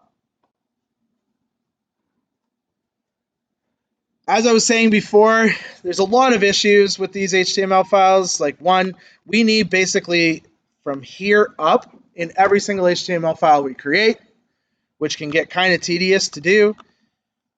Stop. There we go. It would be nice if there was a way for us to just basically grab this chunk and include it wherever we need it. That way, if we make any changes to this file, it's irrelevant, right? So we can do that. What we'll do is under our includes, I've already created a directory for you called partials. And this isn't accidental. I called it partials because in many other frameworks, that's what they call it. So if you ever work with Ruby, they call them partials. If you work with, not React, there's a JavaScript version too. Also CodeIgniter, stuff like that, they call them partials. Basically, the idea of a partial is it's something you can visually see that you're going to reuse, right? So it's a visual component that you'll reuse a lot. So, for example, header.php that I put in there. Header.php is going to be the top portion of our HTML. The top portion being from the doc type to the opening body tag. I want you to copy that into your clipboard. So Control C. So from the doc type to the opening body tag. So go ahead and copy that into your clipboard. I want you to open up header.php and I want you to paste it in place. So now header.php contains that content.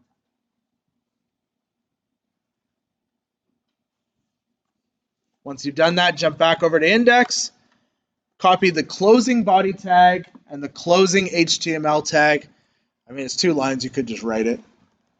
So the closing body tag and the closing HTML tag. Open up footer.php and paste those in there.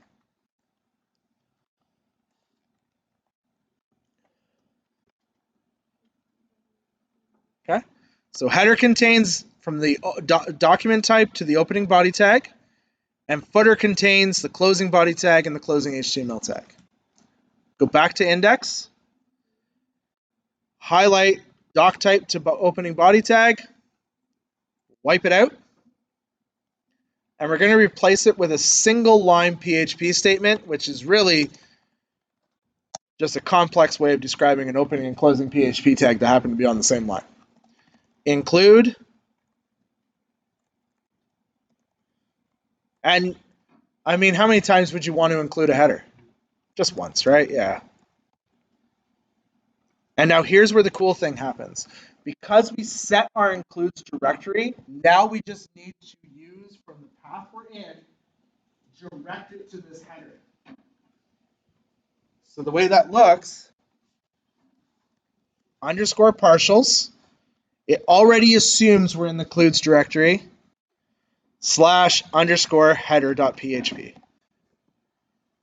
Okay?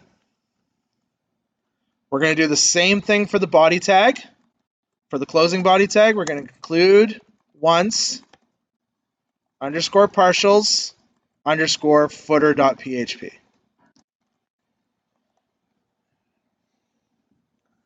In your projects, when you guys do this, I will be looking for the underscore once portion. I want you to think logically about the stuff you're including. If it only needs to be included once, it should only be included once. Okay? I don't care if you use include or require. I don't really care either way. According to like PHP best practices, you should always use require unless it makes sense to use include. Require basically says that this has to be there, right? So it's totally up to you.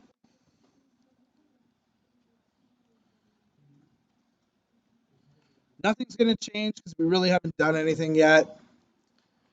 We've created our header. We've created our footer. One of the biggest benefits to having a global header is that this can now exist wherever we need it to exist. If we go to header, I want to add one extra piece. I want to add the style sheet. So now this style sheet will be wherever this header gets included. So we're going to add if you type in the word link, press down once so it's on the little wrench and hit tab, it'll create the meta link for you, which is kind of handy.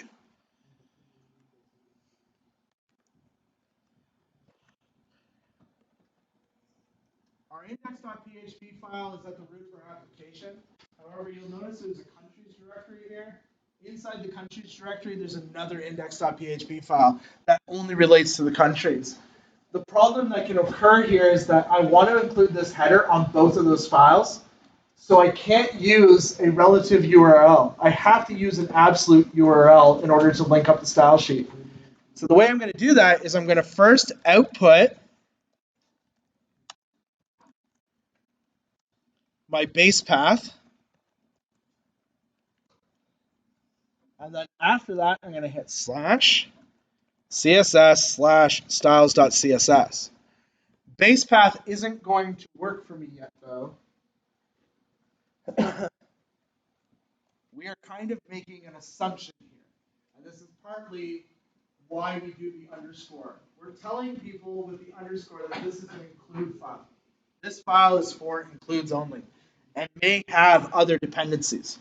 This file does have another dependency. What is the other dependency? Base path will not work without this dependency.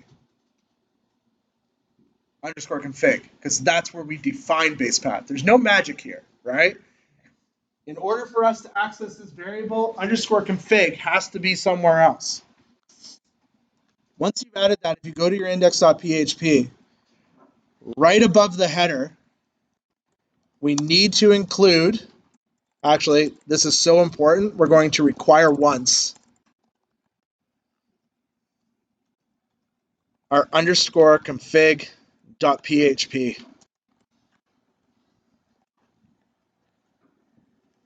On any of these main files that we're creating, we need to make sure the underscore config.php exists, as header relies on it, as this connect script we're going to build and eventually we'll rely on it. All of these files rely on it. Once we've done that, that config content will be pasted there. The header information will be pasted there, which has the base path in it. Totally fine. It will work because config is there, right? Which has base path defined.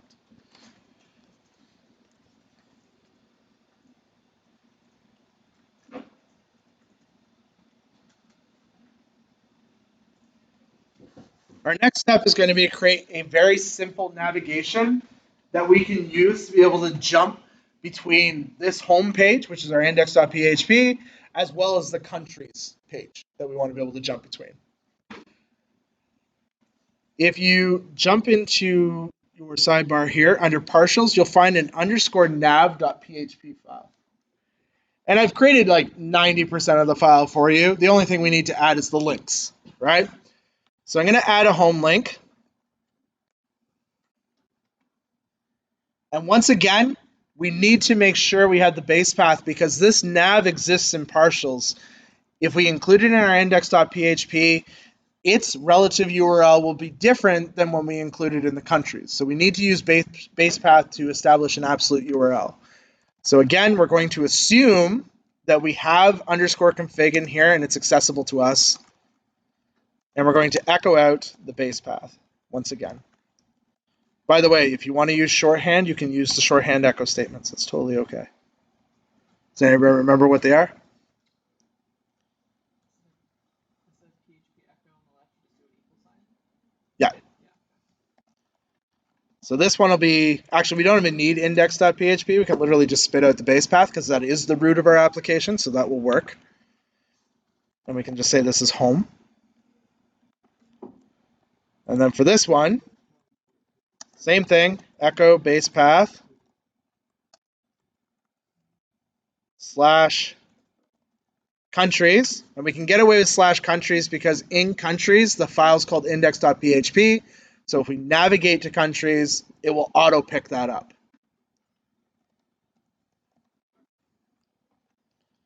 And we'll save that. It's probably the first complex application we've built so far.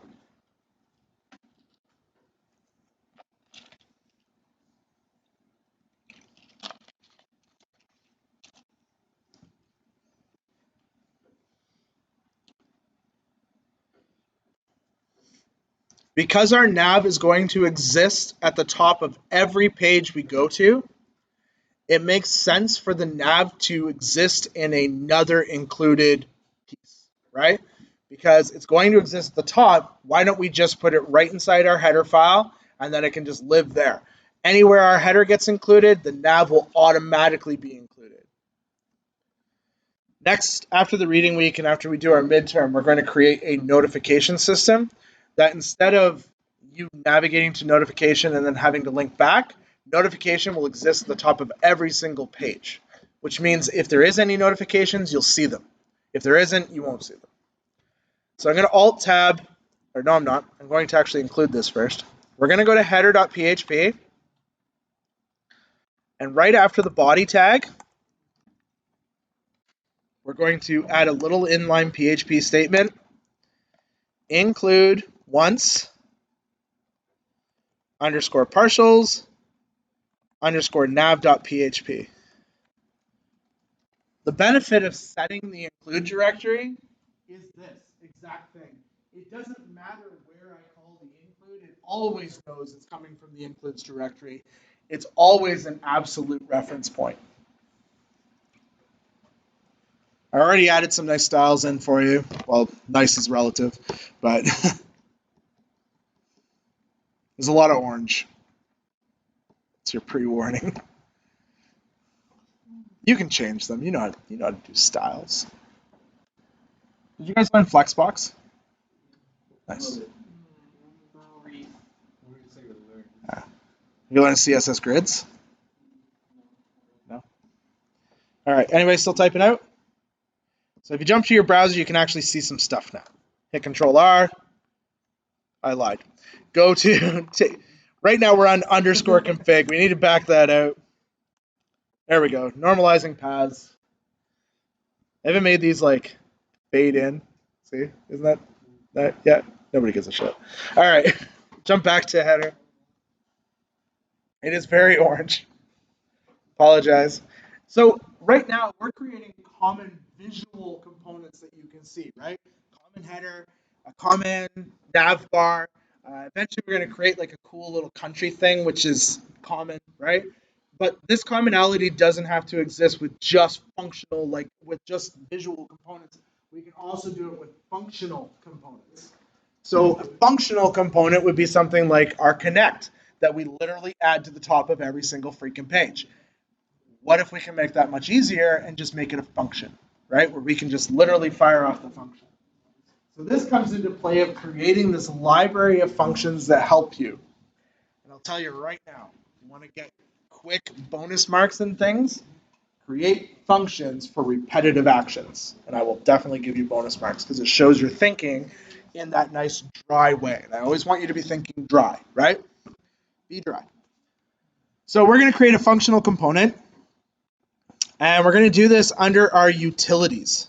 So there's a directory under the includes called utilities. I'll just collapse partials for a second. First, we're going to create a new file called underscore connect.php. And we're also going to create another file called .env.php.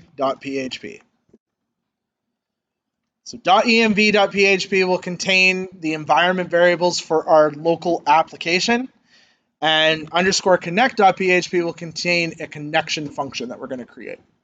But this is going to be a little bit more beefy than the ones we've created in the past.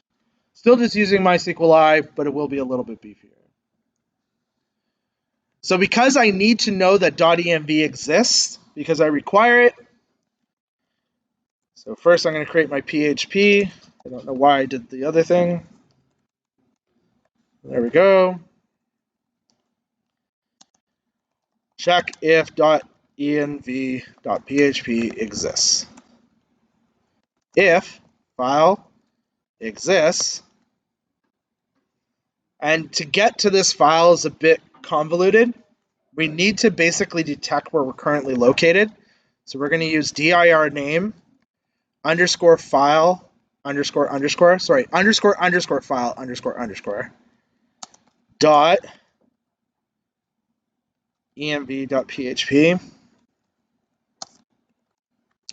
So the cool thing about dir name is it doesn't matter where this file is included. dir name will always return based on this file's location. So even if this file is included in index.php, the return value will still be from where this is located. So that can be super handy when you need to start from that location, right? So this is going to return back where the connection script is located. It's going to look for the .env.php. We have to do this because we don't get the advantages of the include, the set include, unfortunately, when file exists. And then we just do require once because it's super important we have it. Underscore utilities / .env.php.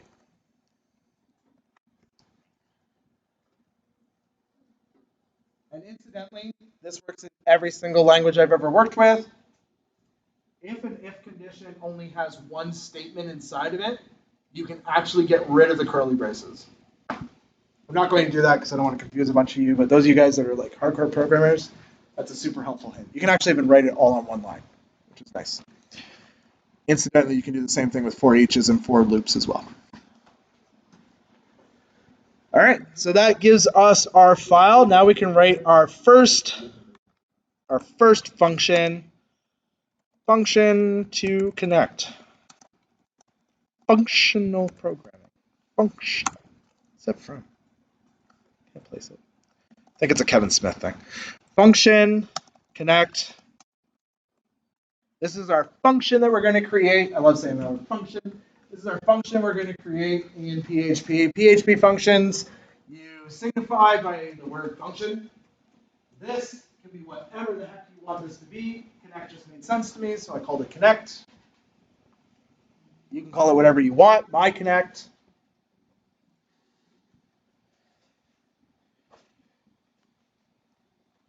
The next thing is going to look exactly the same as it usually does for us. Well, since we introduced .env, that is. Connect. And then it's the get env, db underscore host, comma, get env, db user, get env, db pass, and get env db.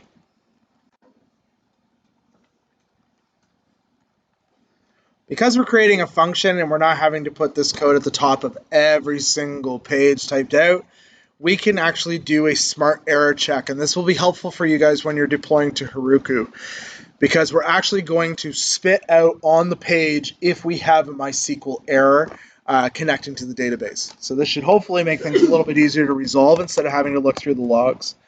We do this by doing a MySQL I connect error, which is a function. We pass it the connection. Basically, this says if there is an error, echo issue connecting to MySQL DB. and then we call the function again, MySQL I, connect error, which will return the error message. And then we'll return false just so we're returning out of it. Otherwise, return the connection. Our function will return the connection, or it will return false with a nasty error.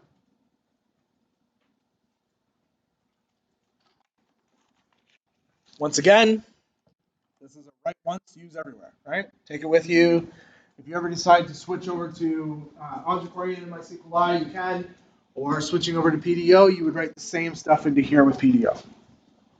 You might need to modify some stuff though, but.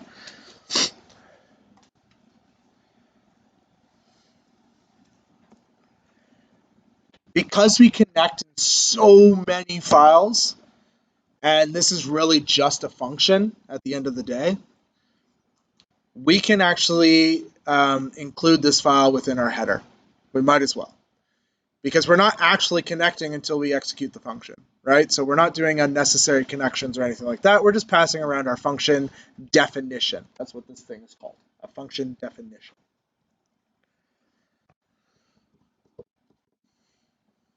I'll wait for you guys to finish writing that out.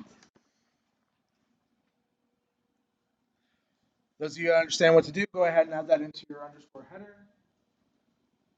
And I would do a require once or include once, one or the other. Doesn't matter. Just not include because you don't want to accidentally include it multiple times because it's a function definition. It will blow up.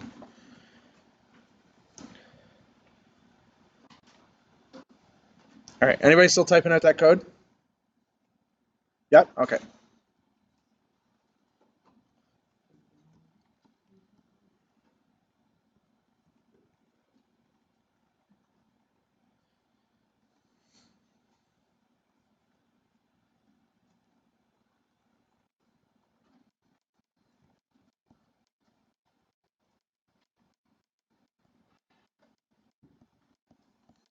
The other thing you can do, the .env.php will be the same contents as we did last week, so you can feel free to copy and paste those contents from last week's lesson.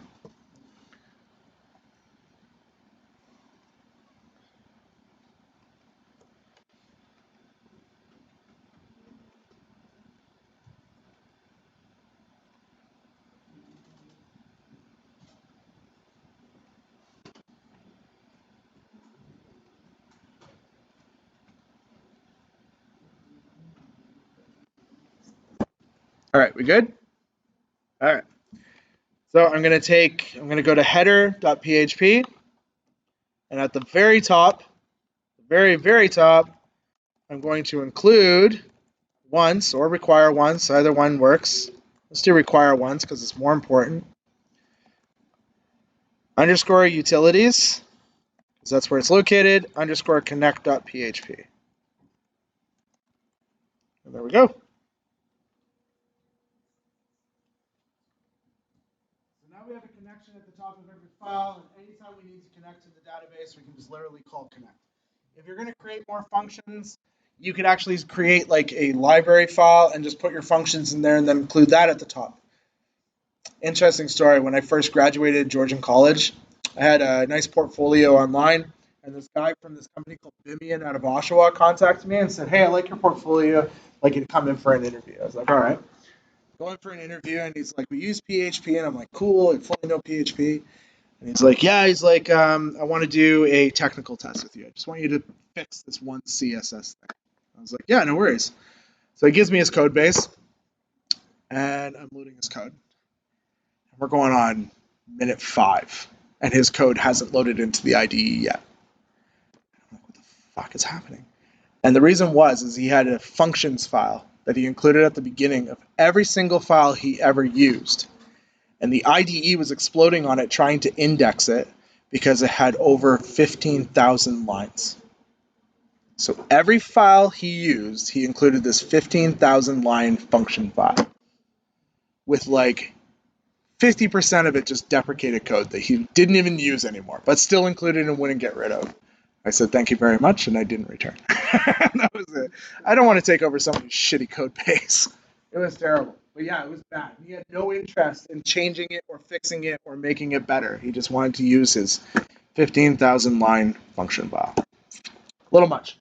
All right, so don't do that. Don't create a 15,000 line function file. Be a little smarter than that. Awesome. Everybody good? Anybody still typing that out? No? Awesome. So if we navigate to our browser, we should literally see no change. Refresh, no change. And the reason why we see no change is because we're not calling the connect function, so it shouldn't execute. So even if your .env file isn't filled out, it doesn't make a difference. I want to get the contents of my .env in there. Please just go to last week's lesson, copy the contents and paste it out, unless you can keep up with me.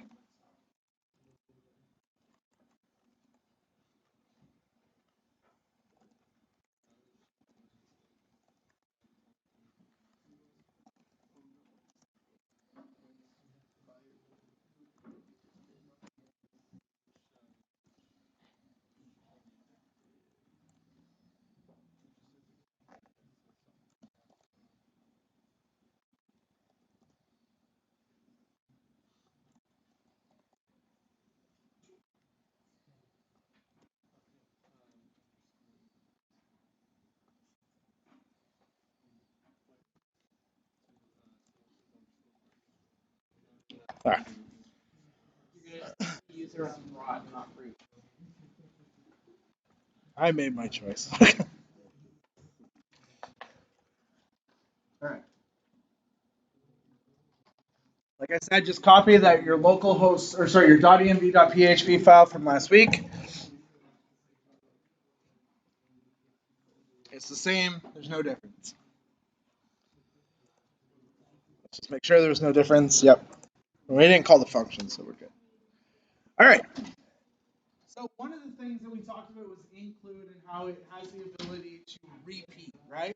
So when we include a file, we can actually repeat the file's contents over and over again. And this is great with visual elements, especially repetitive visual elements. So say you create like a card, right? You've gone through the painstaking process of creating this nice visual card, and you want to just populate it with content and include it in a whole bunch of places. You don't want to duplicate that code, right? You want to use the code once. Now, you might argue, well, whenever we're iterating through something, we just use a for each loop anyways, so what's the difference? I can just write the code out directly.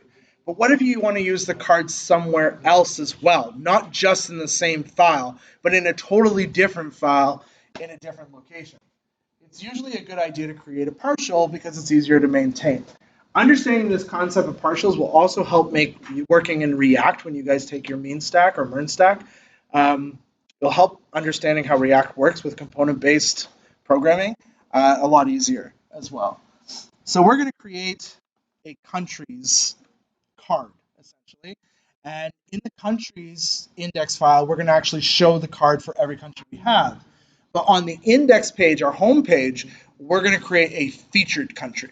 So we're going to have two places, but the same visual element will exist in both places. If I go to our partials, I can't remember if I already created it. No, I didn't. So click on country.php under partials. Well, I didn't already create it because it's like literally 7 lines. So type in div, hit tab. We're going to give our div a class of country. Make sure you spell it right, otherwise the styles won't work that are already created. I'm going to create an H3. I'm going to create an HR, and these are all siblings of each other. I'm going to create a paragraph. And I'm going to create a small. These are all siblings. H3, HR, paragraph, small. All siblings of each other. Once again, because this is an underscore country, we have some assumptions to make, right? I am assuming that I might have dependencies. So I'm going to use a variable in here, and I am assuming that variable has been defined and exists. And I will admit this is disgusting, but there's no excuse for it, but it's simpler to explain than making this way more complex than it needs to be. So yeah, this kind of sucks. This is definitely not the best practice method. So we are going to assume, and I'm going to use shorthand echo statement, we are going to assume we have a variable called row, and it's an associative array that contains a country in it.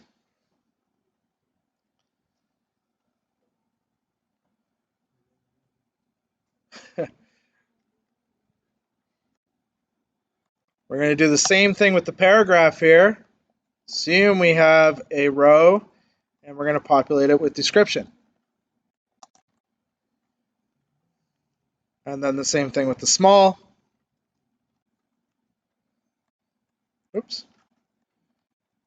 Assume we have a row, and we'll populate it with population.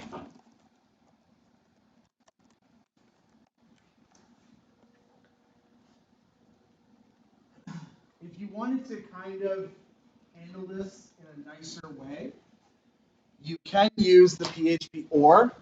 So you could do $row name and then do the double question marks with a null at the end of it.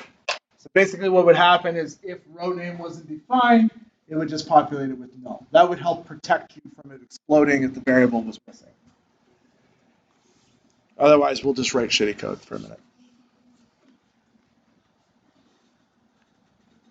Anybody still typing that out? Yeah, all right.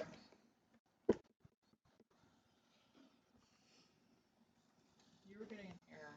Failed to open stream. What would that mean? The file's missing. So the file you're currently trying to reference isn't available. What's the file you're trying to reference? Header and footer. Header and footer? Yeah. Under your underscore config, did you set your includes to dir name?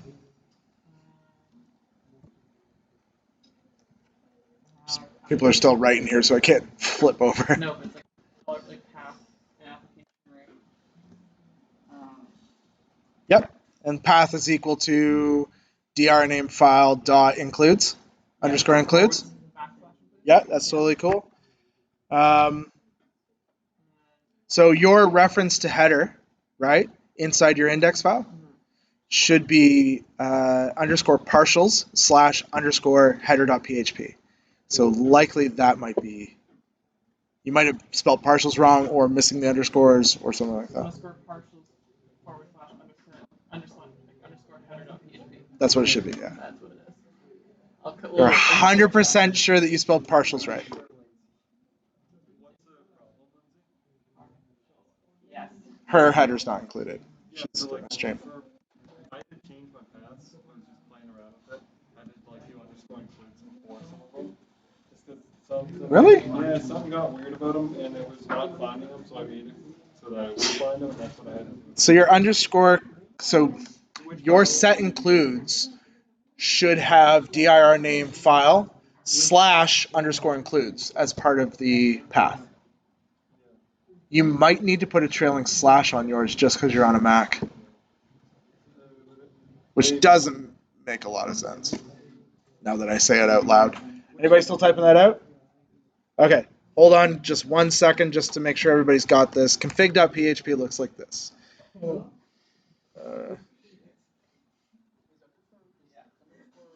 Did you find it? Okay, let's deal with it right after this. We're almost done, so let's just get to that point and then we'll deal with it. Okay. Sure. All right, so what I would like you to do is open up countries, index.php. You have multiple index.php files. Seems like everybody gets hung up on this. I want countries, index.php, not your home, index.php. You'll know you got the right one because there's a whole bunch of code in it already.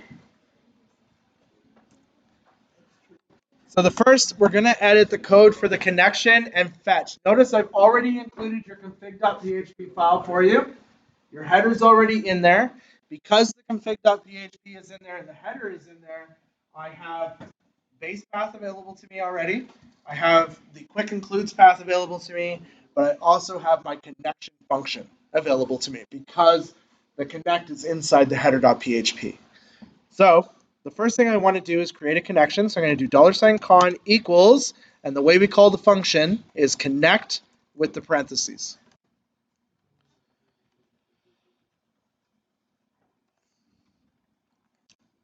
Everything after that is exactly the same as we did it in the weeks prior.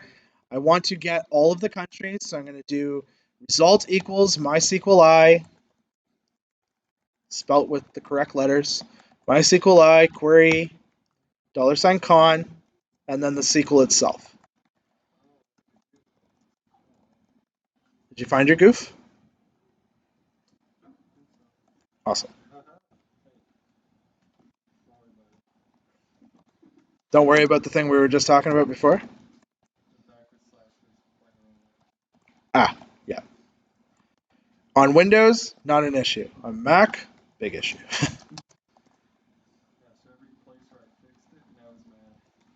Right. There we go.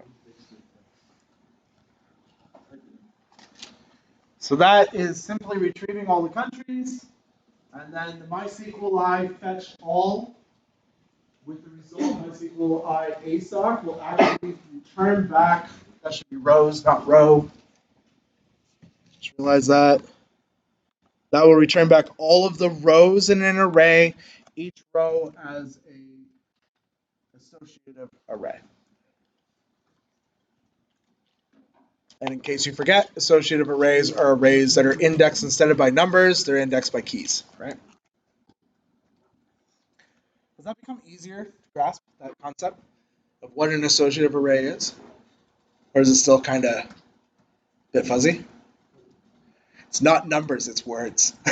that's the easiest way to remember. It's not indexed by numbers, it's indexed by words.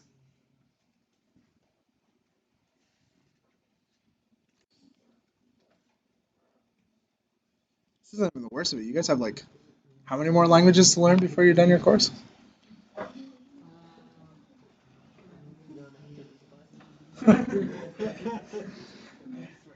Add drop. Yeah. All right, can I scroll down? Anybody object? No? Scrolling down a little bit. So the code down here is basically just iterating over those rows and outputting it, but instead of outputting a full HTML structure, we just include the countries partial that we just created. So it's going to look like this. It's going to be for each $rows as $row with a block. And in the block, we're going to include, not include once, include, because we want to include as many times as there is countries, underscore partials slash underscore country.php. This variable that we're casting to is not coincidental, right? It has to be $row. Why does it have to be $row? No? Because country.php is expecting $row. Remember, that's the variable we use to echo out. So those two have to match. We can't call it something else.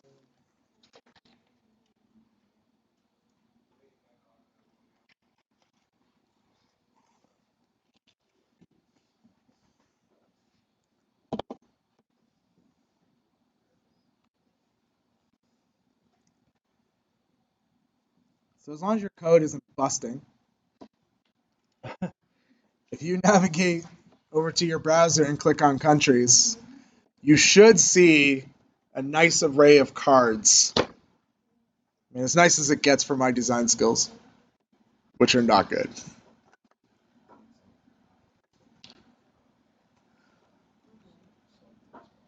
Somebody still typing, or can I move?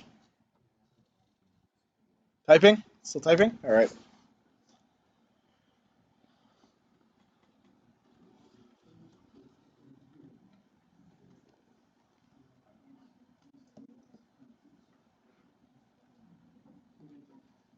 Do you have errors? Oh yeah, you have errors. We'll deal with them in a minute.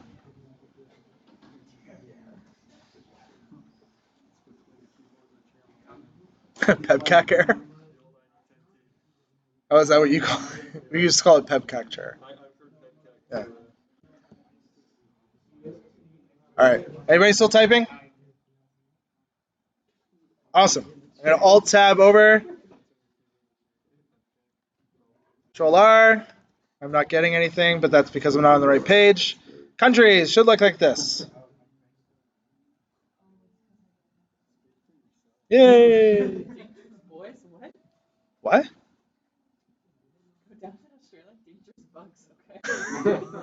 I saw boys, so I was going on my eye. I'm like, whoa. You're so dangerous. Yo, those pieces like I'm snakes, so do nothing. They're dangerous. Dangerous boys. And Hemsworth is a dangerous boy. Yeah, there you go. Let's go to the home index. You'll know it's the home index because it has much less code. Did you? Yep. Hold on. There you go.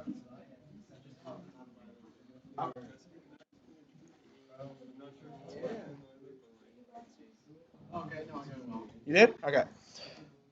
So index, the one that we were working in before, we're just going to show a very basic, like, featured country. I mean, it's not even featured, it's actually random.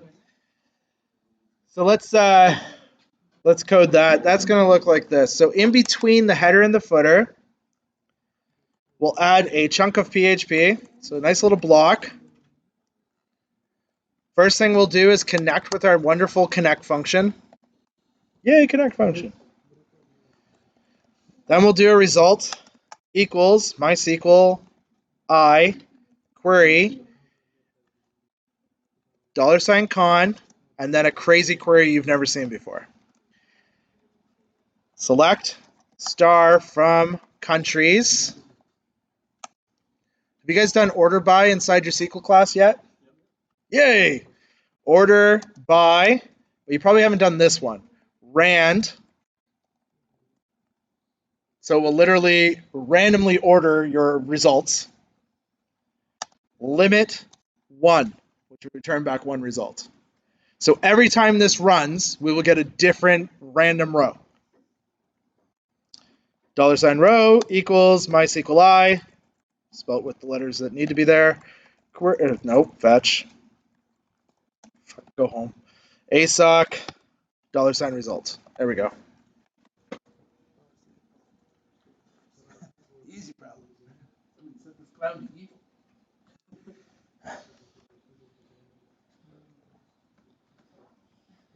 So that, once again, is going to select a random row and return it back for us. Then we can add a header with an H1, featured,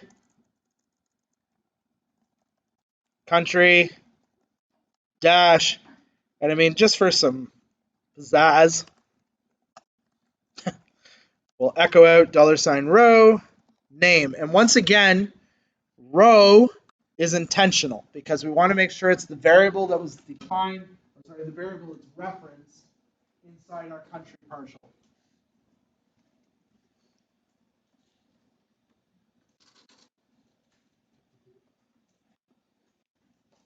And then we just need to include PHP, include once, underscore partials, slash, underscore country, dot PHP.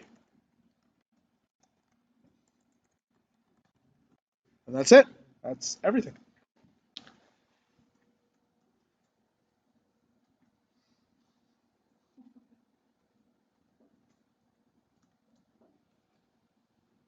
I know some of you have errors. I don't mind staying a little bit later to help you fix those errors.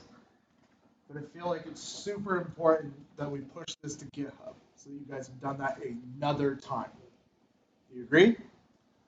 If you need to go, you're welcome to go. I am recording this. But let's try to see if we can at least get that up there. So we'll fix the errors after we do the pushes to GitHub. All right. It's only one.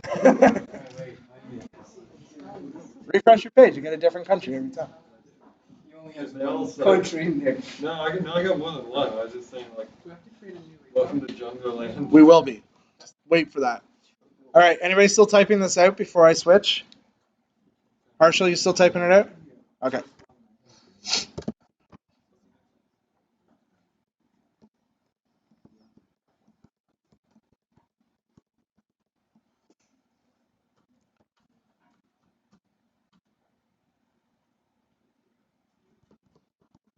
Good? All right. So if we all tab over, click on home, you should see one country. And every time you refresh, you should get a different country. Now you'll notice that featured country doesn't look right, because if you look at countries, that's the way the header should look. We're just missing a class on the header. On the header, if you add the class equals main heading, so main dash heading, then the header will look the same as the other one. Not that it's super important, it has no relevance to PHP whatsoever, but.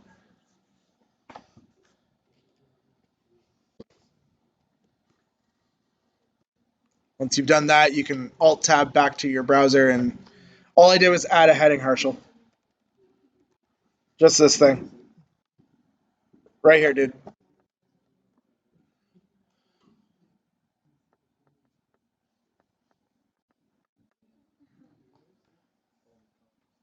Good? Nice. Alt-Tab, Control-R. Yay! Looks right. So the feature country is UAE, Greenland, Switzerland, Greenland, UAE, Turkey. I want to see the notification. I don't know how good the random function is in MySQL. I'm guessing it's not great. But like if you have two records, it probably is only one that comes every time, depending on how they did the random function. But it is faster than running a random function locally. Yeah, it probably is based on like Enoch time or something, or UTC. That can definitely throw it off. All right, so we have all of this. Let's go through the process of now taking all of this and putting it onto GitHub. Okay? So, step one. Navigate to your GitHub account and sign in.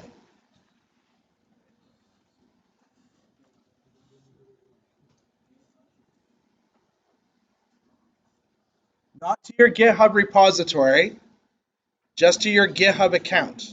Okay? When you go to github.com with nothing after it, you should see repositories with this new option. Right? Is everybody there? Is anybody not at their GitHub page? Okay, click new. We're now going to create a brand new repository. We will call our repository lesson 06. And we will make it private for now. Okay, so lesson 6, private. You can give it a description if you want to. Then I'm going to click create repository. Once I've done that, you can see it gives you the steps of what you need to do, right? I'm just going to copy the link it provides by clicking the little clipboard. Actually, I don't know why I do that because I got to copy the stupid address location. I'm going to open PowerShell in administrator mode.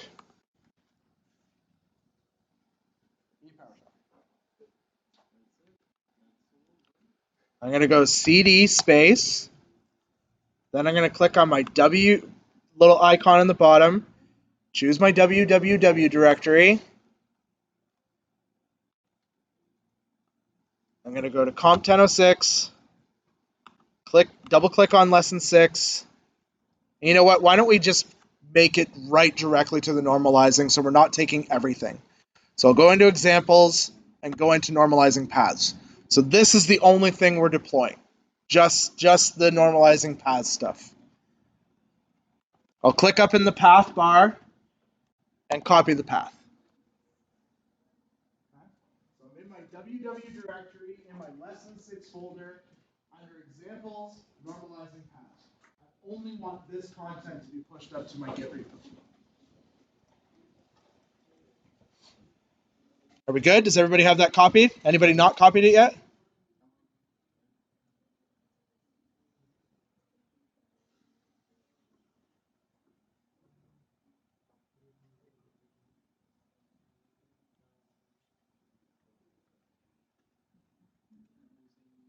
Normalizing paths under examples. You good? Okay. I'm going to jump back over and I'm going to paste that path in. So CD space in that path. And then I'm going to hit enter, which is going to put me in that directory. How do I initialize my repo? Git commit. No, Git. In it? Yeah.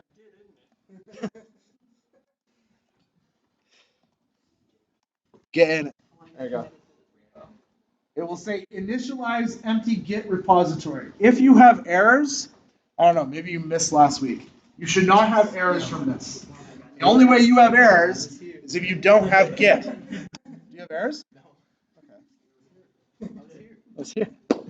Oh, have errors. All right. Our next step. We've initialized. Now we need to add our remote. So we're going to do Git Remote Add Origin. So those 4 words will be on every single one you create from brand new. Git Remote Add Origin. Then you're going to navigate to your GitHub. And you're going to copy your Git link, which is this link inside this little input box. Just click the little clipboard icon. That's what they want you to do. Alt-tab back to PowerShell. Fuck the man. And then hit enter. And now you've added it. Not that you know you added it, because it doesn't say anything. So how can we check? Do you remember how to check if our remote is working? What? Nope, not Git status. That's right, Git Remote -v. If you did it correctly, you will have a fetch and a push with your repo address. Anybody not have that? What do you have? Do you have errors? Okay, so did you do Git Remote Add Origin? Space, and then your, yeah, space is super important.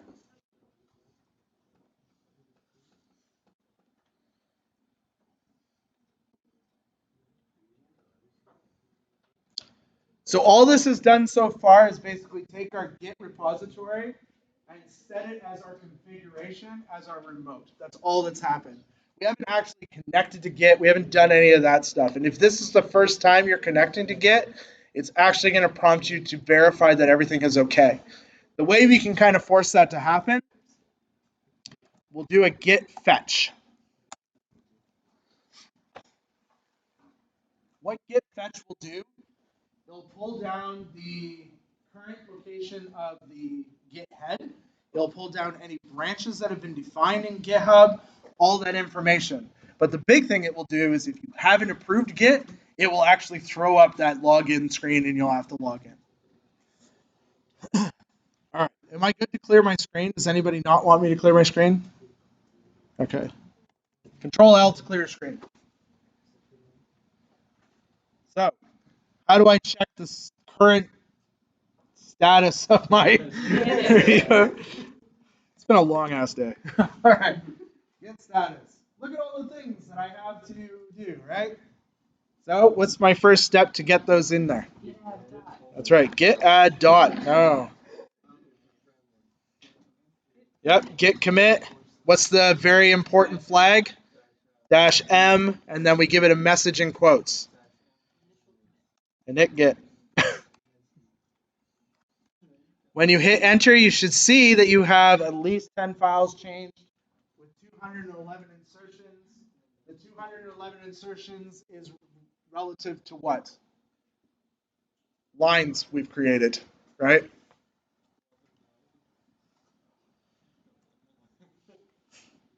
You have 212 insertions? Oh, yeah. You have a new line somewhere. All right. Oh boy.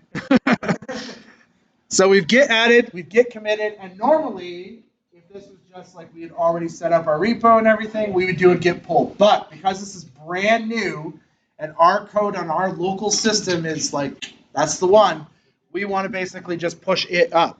So what we're going to do is we're going to do a Git push -u, because we have to set up our upstream, origin master, and we only do this when we create a brand new repo. And what is the fuck no flag? -f. We're doing that because if I find that students will create the repo with a README. When you create the repo with a README, you're actually making the repo at a different point in time than your local. So what will happen is you'll wind up with a conflict, right? So to avoid the conflict, we're just going to basically take our code, because it's our initial code anyways, and nuke and pave anything that's currently sitting up there. Hit enter.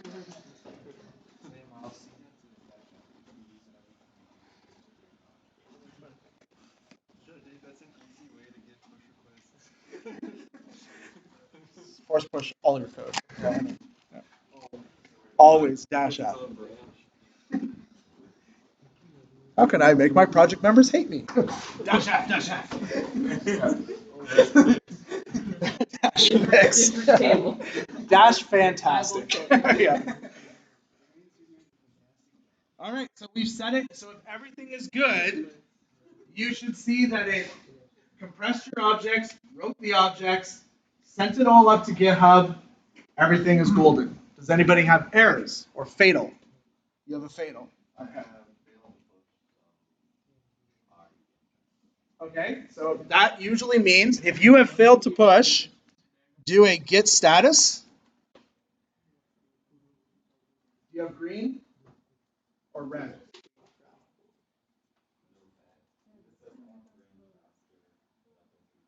Nothing to commit.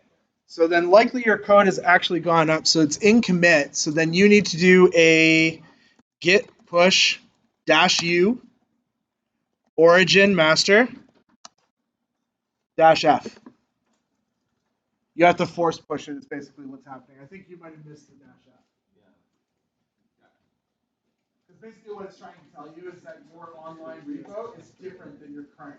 So -f basically says, I don't care about the online repo. I'm just going to put my code up there. Did it work? All right, so everything's sitting in Git. Heroku now, right? The bane of everybody's existence. Go to Heroku. If you've logged in, it should auto take you to the dashboard. You can have as many new applications as you want, but you only get 750 hours a month. Click on New. Create new app.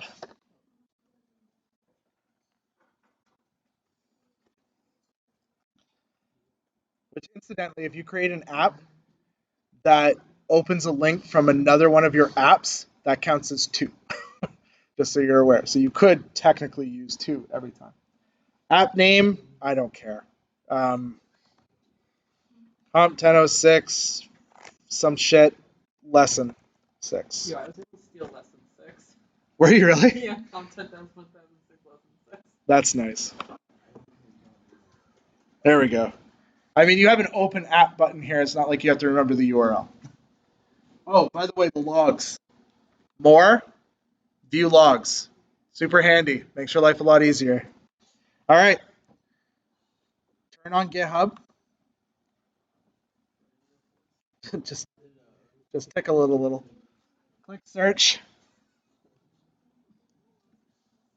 So click on GitHub, click search, find your repository, which should be the lesson 6 repository. You can search for it if for some reason you have several lesson 6 repositories or something. And then click connect. Once you click connect, you should get this screen. You'll see the disconnect button. If you scroll down a little bit, you should see enable automatic deploys. You don't have to enable automatic deploys. It just makes your life a little easier. I'm going to click on enable automatic deploys. And then I'm going to click deploy branch. We already have an index.php in there, so it should automatically have no issues building. You will likely have issues with it connecting to your remote MySQL because we don't have those credentials in there. I get deployed to Heroku with a check mark. Your app was successfully deployed. Does anybody get fail? Wow. Okay, that's awesome. Like I said, nothing's going to work because we don't actually have our MySQL details. To add our MySQL details, we click on Settings, Reveal Config Vars. We add in the keys. They need to be the exact same ones that we reference normally, right? So db_host, and then whatever the host is that I gave you. What is it definitely not? That's right. It is definitely not localhost. It is user underscore and likely your student ID, right? So user underscore and whatever your student ID is. Mine's S. McKinnon. Yours is a number. Make sure you click add or it doesn't take. Oh, right. Sorry. The host is the long one. That's the that's a super long bloody whatchamacallit Amazon link. Hold on. I can't remember what it is off the top of my head. It's actually not too bad. There's only the middle part that you kind of have to remember because the rest of it is the same.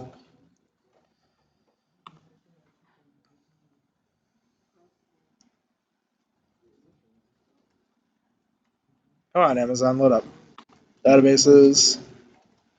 Comp 1006. Is anybody using their own database? Remote database? Anybody bother trying to figure that out? Yeah? What are you using it from? Heroku's? You mean outside of the Amazon? Yeah.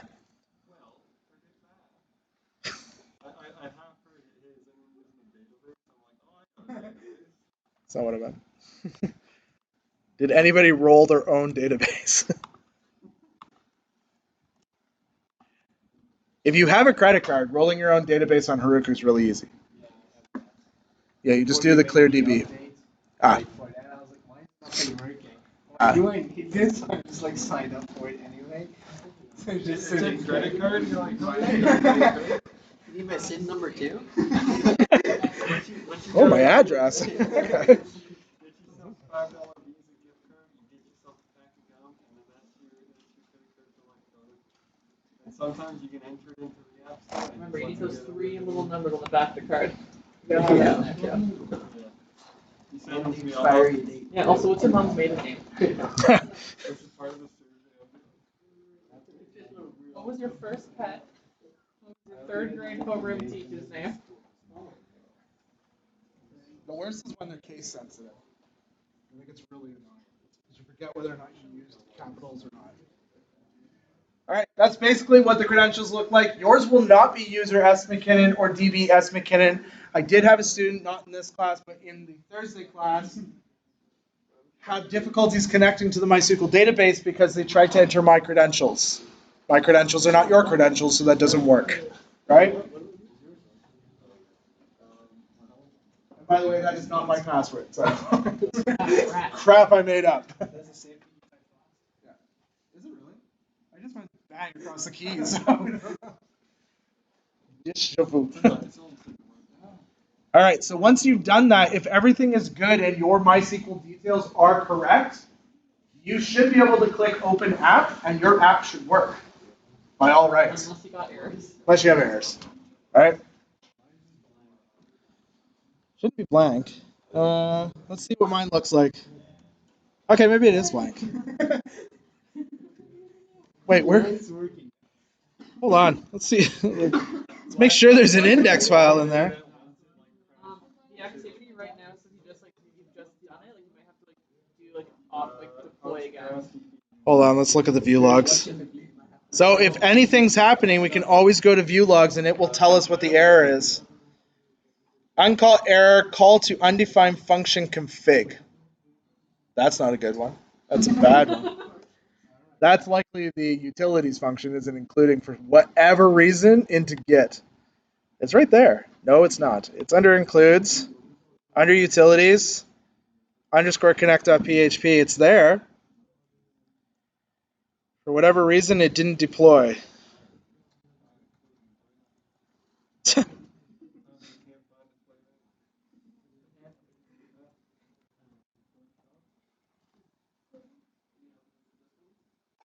All right, let's see here. Con connect, config, partials header. This might have to do with something to do with Heroku's file system structure. You know the slash issue, Adam, that you had? Is yours working? Does yours Local, yes. not in Heroku? I'm working on it. On Heroku, it's not connected to the database. All right. I'm pretty sure that's I think we can fix this by just exposing what these things are. So if we uncomment the var dumps, For me, it was right up there where you had file and then slash include. I hit the most convenient slash. there we go. You don't need to necessarily do this because it'll take me seconds to do it.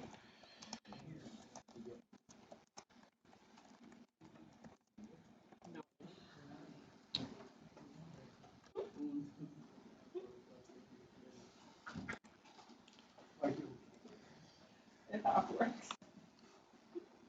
What's that? So this should update in here once it's, there we go, build started by user.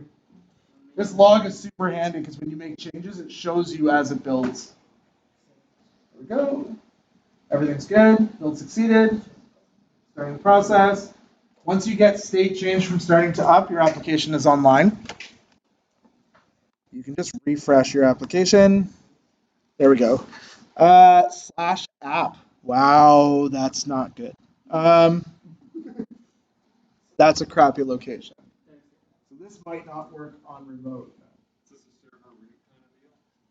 Yeah, it's all the way back as far back as it can go, which is the Oh, app yeah, no, we had that portion. with our project as well. Remember that? Because we had put that nasty, the document Oh, thing. yeah. We put that document thing in way in advance on Heroku. I have the code that did make it work. Yeah. Somewhere. I gotta It's rip definitely in it our out. GitHub. Yeah, 100% in the GitHub. We have been through this. That was like 30 minutes. Yeah. Did we do the underscore server document route? Yeah, we did document We did route, document sure. route, yeah. So it's likely that the includes folder is not found whatsoever because it can't access it from there. Yeah, failed partials header, which means includes, is just not available in that location. To access includes from index, you gotta do document root and then includes. That's what we did. I just want an error that said include underscore It was the underscore index. path, but it didn't say includes. Like there was no S there. Like is that like potential error that way, or is it more like? Like what I'm saying, what ours was is the index PHP file didn't find anything, so we had to tell it look in the server root first. Right. I don't know if that's what we put in here. Probably gonna change that. We have a proc file. We're in the includes. So I bet you we are out here. That's why. So there's app. So app should pick up, actually. That's super weird. So that should pick up includes as well because that's essentially what we're doing. Unless for whatever reason I can't access that. Oh, it's totally finding it. That's messed up. So what did you do? You used document root? Everything in index had document root attached to it, and that fixed it. That kind of makes sense because it would actually. So instead of using this, you're just using document root. Only in the index. I don't know if it'll fix it locally. That's the only problem. I have a funny feeling this will screw up local. Oh yeah, mine stopped working local after that. Yeah. I think we might have to change between. Oh, we could say if it doesn't work. Yeah, we can definitely do that. Or if it finds itself in a folder called app. Yeah, well. It's so dumb because it's finding the app folder, and it should find. I bet you it's a stupid, bloody thing. I hate to say it. I think it is. Yeah, but it's gonna screw up local. It's gonna screw up local. That's the only issue. Yeah, that's the question, isn't it? It's the well, local still will work for us. It should work for Adam as well, actually. Fuck. Oh, yeah, that's true. Yeah, I should be more patient than I am. I didn't realize, like, why is this not working? I changed it. Not used to having to wait for work. All right, now let's try. That's exactly what it is. So it's the slash location. Yeah, you don't have to wait around. I will post a fix, and then you guys can fix it. Actually, I think we can fix it using. Interestingly enough, I think we can fix it where we just leave it like that, and instead here we do real path. Real path will adopt whatever the current operating system is. Yeah, a little confusing. So you're wrapping it in real path right here on the config, and do the same thing with the application one as well. So everything gets real path.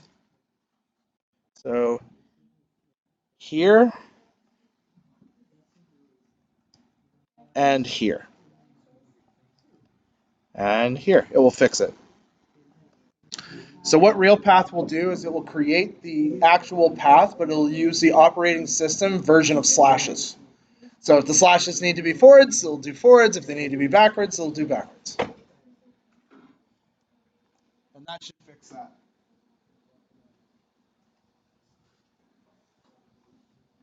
You guys are troopers. Like, class has been over for 15 minutes. This is awesome. You're so eager to figure this out. I don't want to go to the lab and nothing works. That's true, yeah. The lab is more severe, too. Wait, what? You'll see. All right, we good? Does everybody have real path? Anybody still writing at real path? Okay. Unfortunately, like it should work locally still. So if you check your local, wherever local disappeared to, and hit refresh, nothing should change except for now we have these stupid things spitting out. Everything should still work. However, we will git add dot git commit dash m stupid slashes go. And we should do a git pull, but I mean, we already know it's us, so git push. Okay, so it was git add dot git commit dash m and whatever your thing's gonna be. I just wrote stupid slashes, and then git push.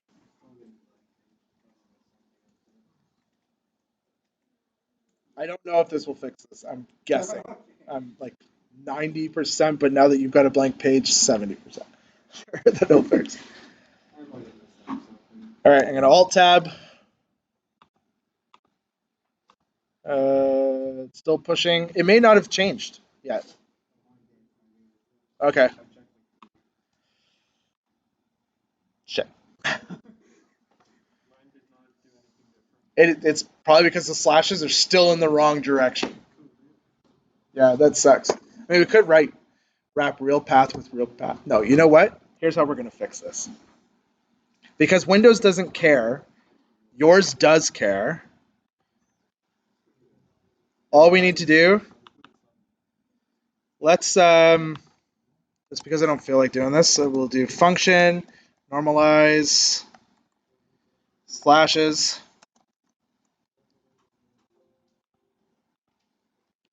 $path, return, string, replace, forward slashes. Oh, it's going to escape it, stupid. Just use a string literal. There we go. Forward slashes. Oh my god, it escapes everything. Let's try that again. You need 2 slashes. One to escape the other one, which is still... Damn it. Then that is the replacement. $path.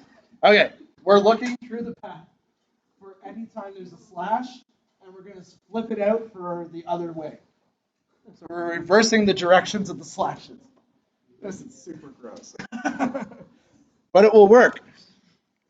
So now, anywhere you have the word real path, change that to normalize slashes, our new function. Real path, normalize slashes. Normalize slashes. There.